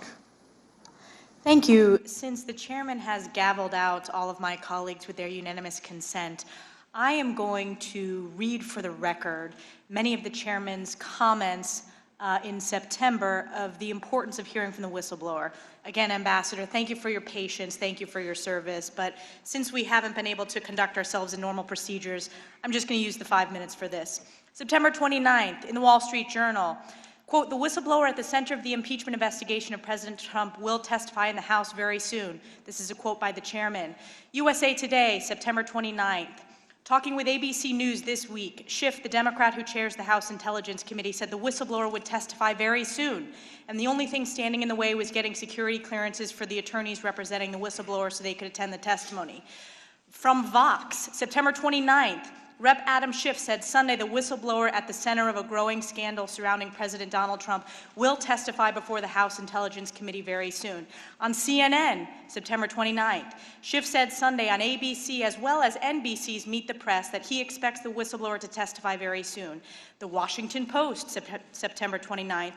In an appearance on ABC News this week, Schiff echoed Pelosi's message. He also said he expected the Intelligence Committee to hear from the whistleblower very soon, pending a security clearance from Acting Director of National Intelligence Joseph McGuire. In the Huffington Post, Schiff told ABC's this week that he expects the whistleblower to appear before this committee very soon. In the New York Post, quote, "We'll get the unfiltered testimony of that whistleblower." In the Washington Times, quote, "That whistleblower will be allowed to come in." These are all quotes from Chairman Adam Schiff. In Talking Points memo, the question was posed, actually this was by George Stephanopoulos, "Have you reached an agreement yet with the whistleblower and his or her attorneys about coming before the committee and providing the information firsthand?" Quote, "Yes, we have," Schiff responded, "and as DNI McGuire promised during the hearing, that whistleblower will be allowed to come in and come in without a minder from the Justice Department or from the White House to tell the whistleblower what they can and cannot say. We'll get the unfiltered testimony of that whistleblower." In Daily Kos, "We're ready to hear from the whistleblower as soon as that is done, and we'll keep obviously riding shotgun to make sure that the acting director doesn't delay in that clearance process." In CNBC, "We'll get the unfiltered testimony of that whistleblower." In Market Watch, House Intelligence Committee Chairman Adam Schiff said Sunday that an agreement has been reached under which the whistleblower will testify before the committee very soon. I can keep going, but again, the chairman refused to allow us to put these into the record with unanimous consent. So I've read those out, and as we know, it is important to protect whistleblowers from retaliation and from firing, and we want to make sure whistleblowers are able to come forward.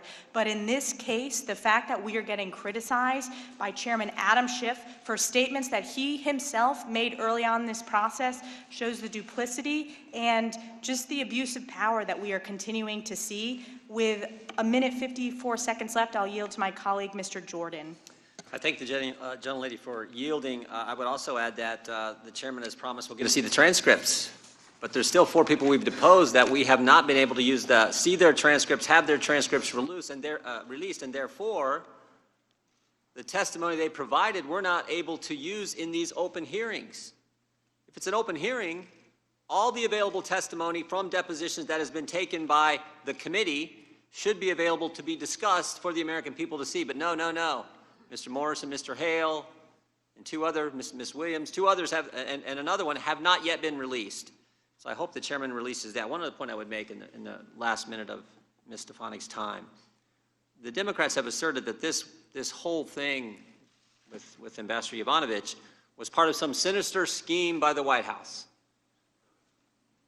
to get Mr. Zelensky to do an investigation, President Zelensky to do an investigation. If recalling Ambassador Yovanovitch was part of some scheme by Trump and Pompeo and Giuliani to get President Zelensky to do an investigation, why would they replace her with the Democrats' first witness, their star witness, Bill Taylor? I mean, if that's the plan, not the best plan I've ever seen put together. Their star witness, their first witness, Mr. Taylor, was here Wednesday. That's what they were up to? I think it just demonstrates that that is not what went on here. Mr. Zelensky never undertook any investigations, and the reason the aid was released, as we discussed on Wednesday, was because Vice President Pence, Ambassador Bolton, and U.S. senators all talked with President Zelensky, and they were convinced he was the real deal, as the ambassador has alluded to in her testimony. That's why the money was released. That I yield back. Mr. Swalwell. Mr. Chairman, a lot has changed since the whistleblower came forward. Two things in particular. First, most of what the whistleblower has alleged has been corroborated by the witnesses that we have heard from. Second, the president, who my colleagues so shamelessly continue to defend, continue to pressure, threaten, and intimidate the whistleblower. So I'd like unanimous consent to put into the record a September 26, 2019 article from Business Insider. Trump suggested the whistleblower who filed a complaint against him is guilty of treason, which is punishable by death. Without objection. How about September 26, 2019, Vanity Fair? Trump suggests executing the whistleblower's sources, like, quote, in the good old days. Third, without objection. September 29th, whistleblower's lawyer raises fear for client safety. Without objection. From Axios. Mr. Chairman, the whistleblower has an absolute right to anonymity. The whistleblower's lawyer has said that he fears for his personal safety and will only answer questions now in writing. I wish my colleagues would join me in protecting the whistleblower's right to anonymity. But here, Ms. Yovanovitch, we are here to talk about you and what you witnessed. And you saw a lot as it related to Mr. Giuliani. And I want to read a quote to you from Mr. Giuliani, but first ask you, when you were in Ukraine, you understood that Rudy Giuliani was Donald Trump's personal lawyer. Is that right? Yes, that's right. Are you familiar with Rudy Giuliani's quote in the New York Times describing himself as the lawyer saying, quote, he basically knows what I'm doing, comma, sure, as his lawyer. Were you familiar with that quote? It sounds familiar. And you have a lawyer with you today, Ms. Yovanovitch. And you understand that lawyers act on their client's behalf, is that right? Yes. That it would be improper for a lawyer to go outside any directive that a client gives, is that right? That's my understanding. Are you familiar with a New York Times story on May 9, 2019, where Rudy Giuliani says that he intends to visit Ukraine and says, we're not meddling in an election, we're meddling in an investigation. Are you familiar with that quote? Yes. That's 11 days before you were removed as ambassador, is that right?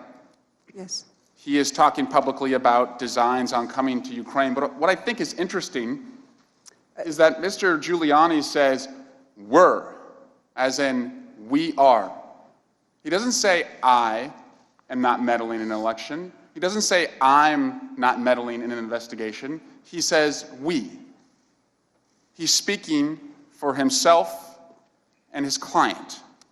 And I want to talk about that quote, we're not meddling in an election, we're meddling in an investigation. Is it proper for you or anyone who acts on behalf of the United States government to meddle in an investigation? No, I don't believe so. Why not? Well, there are law enforcement channels, and things need to be handled properly and without any kind of political bias. Now, this anti-corruption crusader, President Trump, who my colleagues have touted out as having such a great interest in anti-corruption, in both the calls that have been referenced today, the August 21 call and the July 25 call, isn't it true that President Trump never mentions the word corruption? Yes, that's true. And as far as the foreign aid that my colleagues keep saying, well, he can't be guilty, he didn't complete the cheat, the aid went to the Ukrainians. Isn't it true that the only reason the aid, or the only time the aid went to the Ukrainians, was after the whistleblower complaint became public? Yes, it was after the whistleblower complaint became public. So you don't really get points when you get your hand caught in the cookie jar and someone says, hey, he's got his hand in the cookie jar, and then you take your hand out, which is essentially what my Republican colleagues and the president are trying to take credit for.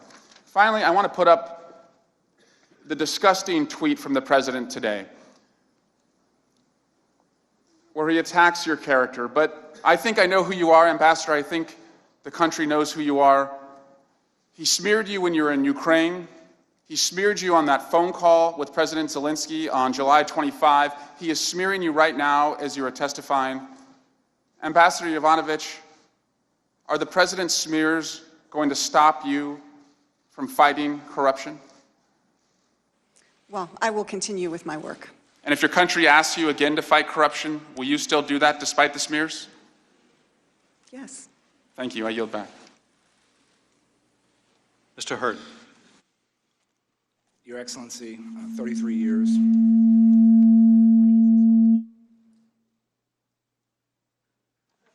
We'll move over here. 33 years, 6 Senior Foreign Service Performance Awards, 5 State Department Superior Honor Awards, the Presidential Distinguished Service Award, and the Secretary's Diplomacy and Human Rights Award. You're tough as nails, and you're smart as hell. And you're a great example of what our ambassadors should be like. You're an honor to your family. You are an honor to the Foreign Service. You are an honor to this country. And I thank you for all that you have done and will continue to do on behalf of your country. Now, I'm nervous about what I'm getting ready to do. I want to do a 5-year history of Ukraine in about 45 seconds. And now that you're a professor, you can grade my paper, okay?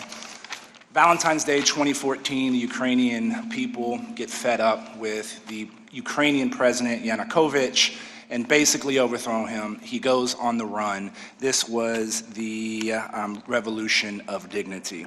Who was the acting president during that time when Yanukovych went out? I think it was...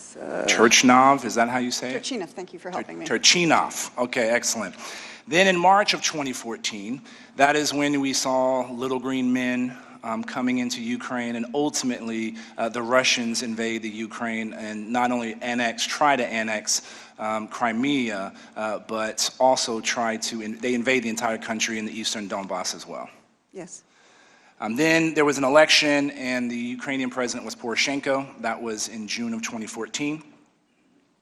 Then you came to post in 2016 of August, is that correct? 2 years later. January 2017, Trump was elected. And in December of 2017 is when the javelins were approved, right? And we saw those javelins delivered in April of 2018 to be put to first use. Then we had Zelensky elected in 2019, April, correct? Now, the Zelensky defeated the previous president, Poroshenko. Yes. There's no love lost between those two dudes, is there? I don't think so. Okay. And then in May of 2019, Zelensky is sworn in. Yes. So my questions, we talk a lot about Rudy Giuliani.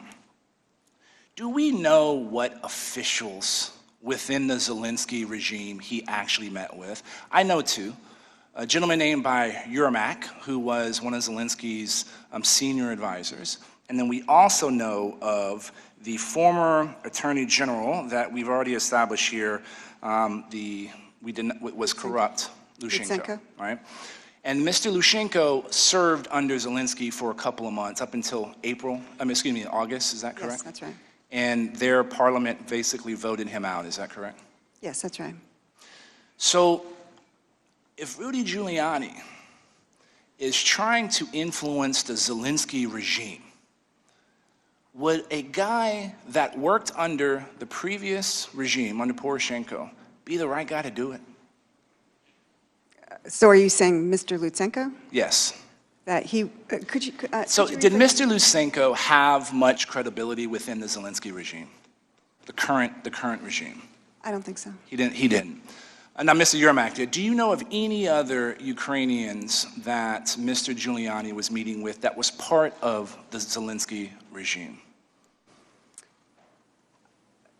Well, just to remind, I would have already have left Ukraine by that point. But there was no, I'm not aware. Even with the administration to come, right? Zelensky won the election. There was a 2-month period of preparing to be installed as president. Even during that time, were you aware of any contact? There was, so there is one of the oligarchs, as we've heard about. One of the oligarchs is named Mr. Kolomoisky, and he met with Mr. Fruman and Mr. Parnas, and that was apparently to get a meeting for Mr. Giuliani. And but those are not people that were actually in government or became in the Zelensky regime, is that correct? No. Okay. Mr. Chairman, I yield back. Thank you. Mr. Castro. Thank you, Chairman, and thank you, Ambassador, for your 33 years of service to our nation. A big question here today is why you were pushed aside as ambassador.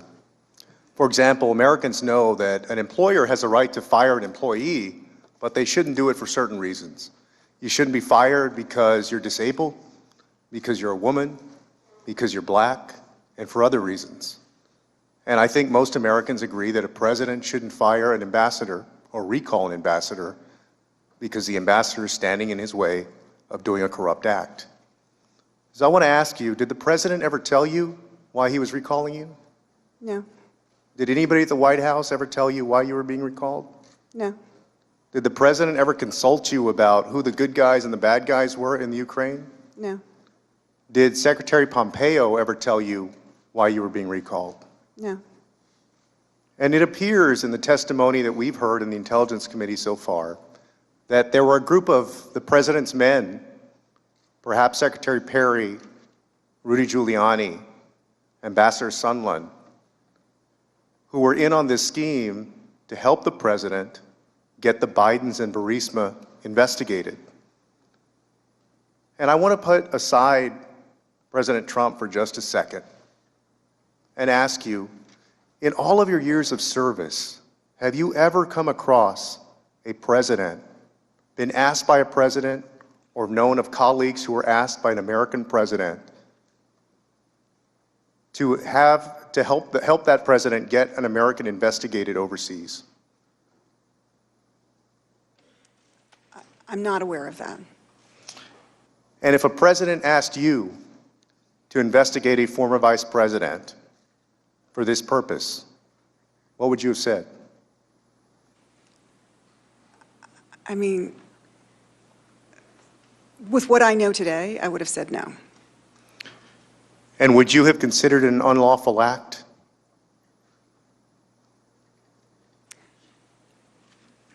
I don't know that it's unlawful per se, but I think, again, that there are channels for conducting proper investigations, and that would have been the best way to handle something like this. But certainly it's bizarre for a president to ask that some American be investigated by another government. It's very unusual. And also, you mentioned that there is corruption in Ukraine. Ukraine isn't the only country that confronts corruption. If the people in power in a country where corruption is rampant are being asked by a foreign leader who's got a lot of leverage over them to conduct an investigation, could that be dangerous because they could trump up charges against someone if they wanted? They could. And I also want to ask you, I spoke to Ambassador Kent. He made a comment yesterday about selective prosecutions and what it means going forward, what kind of precedent it sets. And you've spoken about a dangerous precedent for the State Department and for diplomats.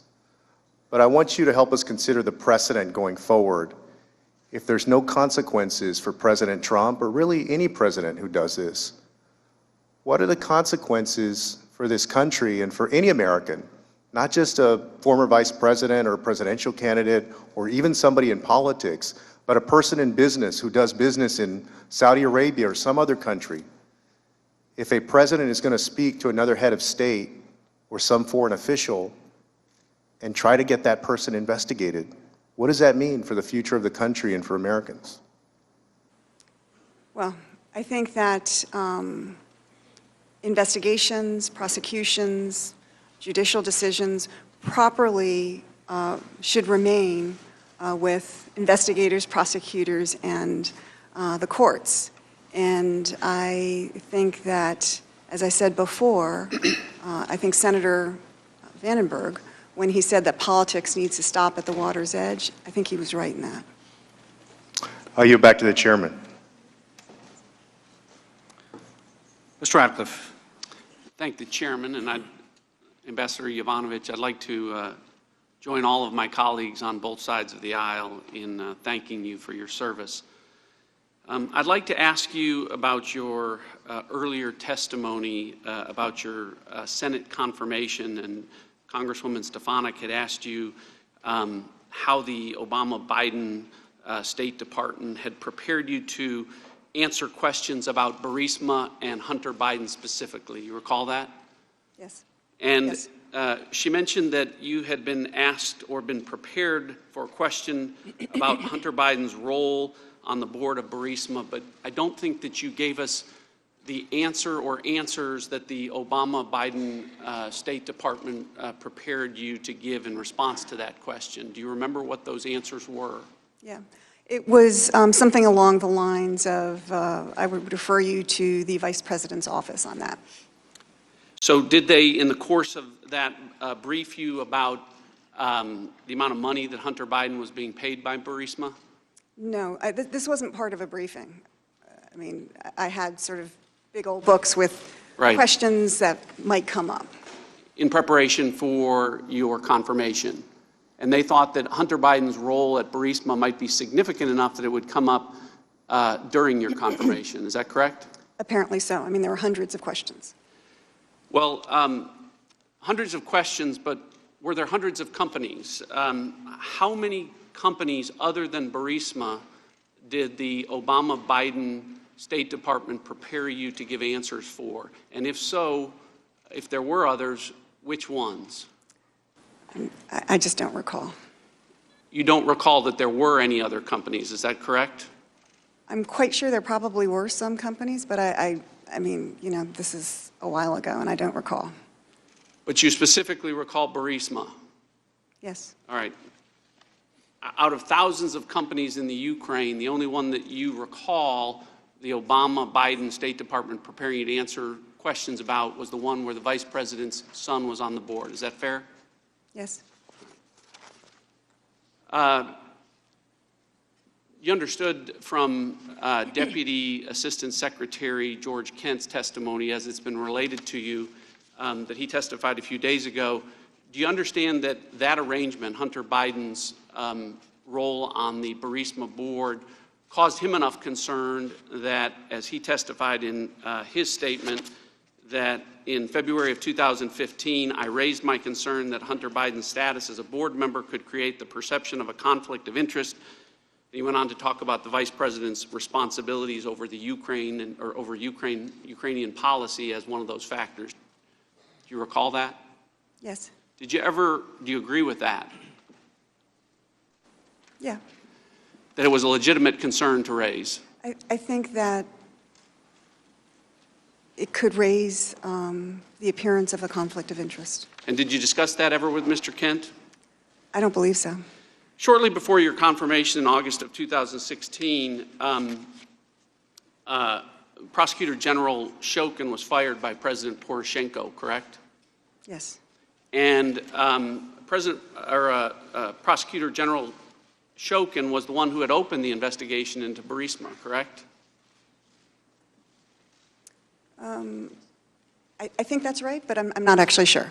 He was in charge of it, at least at that point in time, as the Prosecutor General. Mm-hmm. And are you aware of the very public statements by the Vice President that firing of the Prosecutor General occurred in March of 2016, 6 hours after the Vice President told President Poroshenko that he needed to fire the Prosecutor General or that he wouldn't receive $1 billion from the United States? Do you recall that? Yes. All right.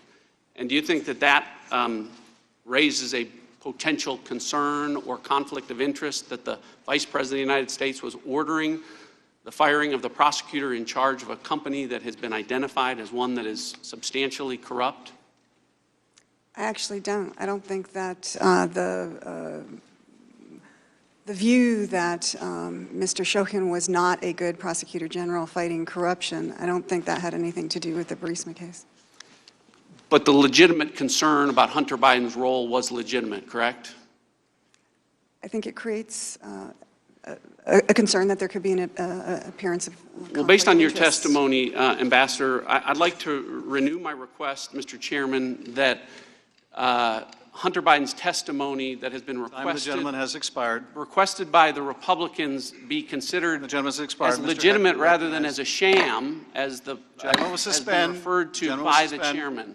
Your time has I expired. have a unanimous. Mr. Heck, I have a you are unanimous recognized. consent request. You're not recognized. Mr. Heck, you are. Ambassador, I'd like to thank you very much, add my voice of gratitude for your years of service.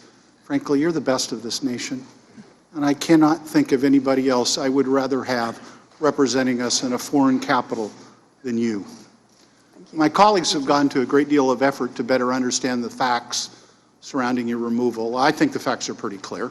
There was a smear campaign, and it was orchestrated by a corrupt Ukrainian prosecutor, the president's attorney, the president's son, and even some of the president's allies at his favorite TV station. So that campaign led to your removal, despite 33 years of outstanding service, progressive responsibility, and awards.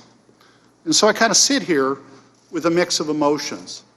On the one hand, there's some pride and gratitude for all your outstanding service, and on the other hand, I'm angry, like my friend from Connecticut. In fact, I'm very angry about how it is the most powerful person on the face of the earth would remove you from office after your stellar service and somehow feel compelled to characterize you as bad news and then to ominously threaten that you're going to go through some things. So I am angry, but I'm not surprised. After all, as was suggested earlier, he said the whistleblower may have committed treason, a crime punishable by death, even though the whistleblower strictly adhered to the letter of the law as independently attested to by both the Trump-appointed Inspector General and the acting DNI. After all, he even demeaned the memory of Senator McCain after he lied in his grave at the Naval Academy grounds, despite a lifetime of public service and serving 6 years as a prisoner of war in a tiny cell in Hanoi, being beaten and tortured every day. And after all, he belittled the Gold Star Khan family, whose son, Captain Khan, gave his last full measure of devotion out of love for this country. And let me tell you, as somebody whose older brother never saw his 35th birthday because of service in the Vietnam War, those words are deeply offensive. Words matter, and the words leveled against you constitute bullying of the worst order. Your good character, your outstanding reputation have been besmirched in a way that is devoid of common decency. But here's my message to you. There is nothing, Ambassador Yovanovitch, nothing he can say or do, not a thing, that will in any way diminish the nature and quality of the service you have rendered to our great nation. Not a thing. And there is not a thing he can say or do that will diminish our gratitude to you for that service. And I thank you again for it. Thank you. Thank you. So as to the larger point, I would like you to answer, what does this mean to Ukraine when the United States actually engages in the kind of behavior that we are attempting to discourage them from engaging in, namely a politically motivated prosecution? What does that mean to what does that mean to them in their struggling efforts to become a robust democracy? What's the impact in Ukraine for this behavior? Yeah. Well, I think Ukraine, like many countries, looks to us for the power of our example. And I think that when we engage in questionable activities, that raises a question. And it emboldens those who are corrupt, who don't want to see Ukraine become, a democracy, a free market economy, a part of Europe, but want Ukraine to stay in, under Russia's thrall. And that's not in our national security interests. Thank you, Ambassador Yovanovitch. Thank you so very much. Thank you. I yield the balance of my time to the chair. I thank the gentleman. I understand that either the witness or counsel would like to take a short break. Let's take a 5-minute recess, If members of the audience could please remain in the seats to allow the witness or counsel to leave ahead of us, we will resume in a few minutes. We are in recess.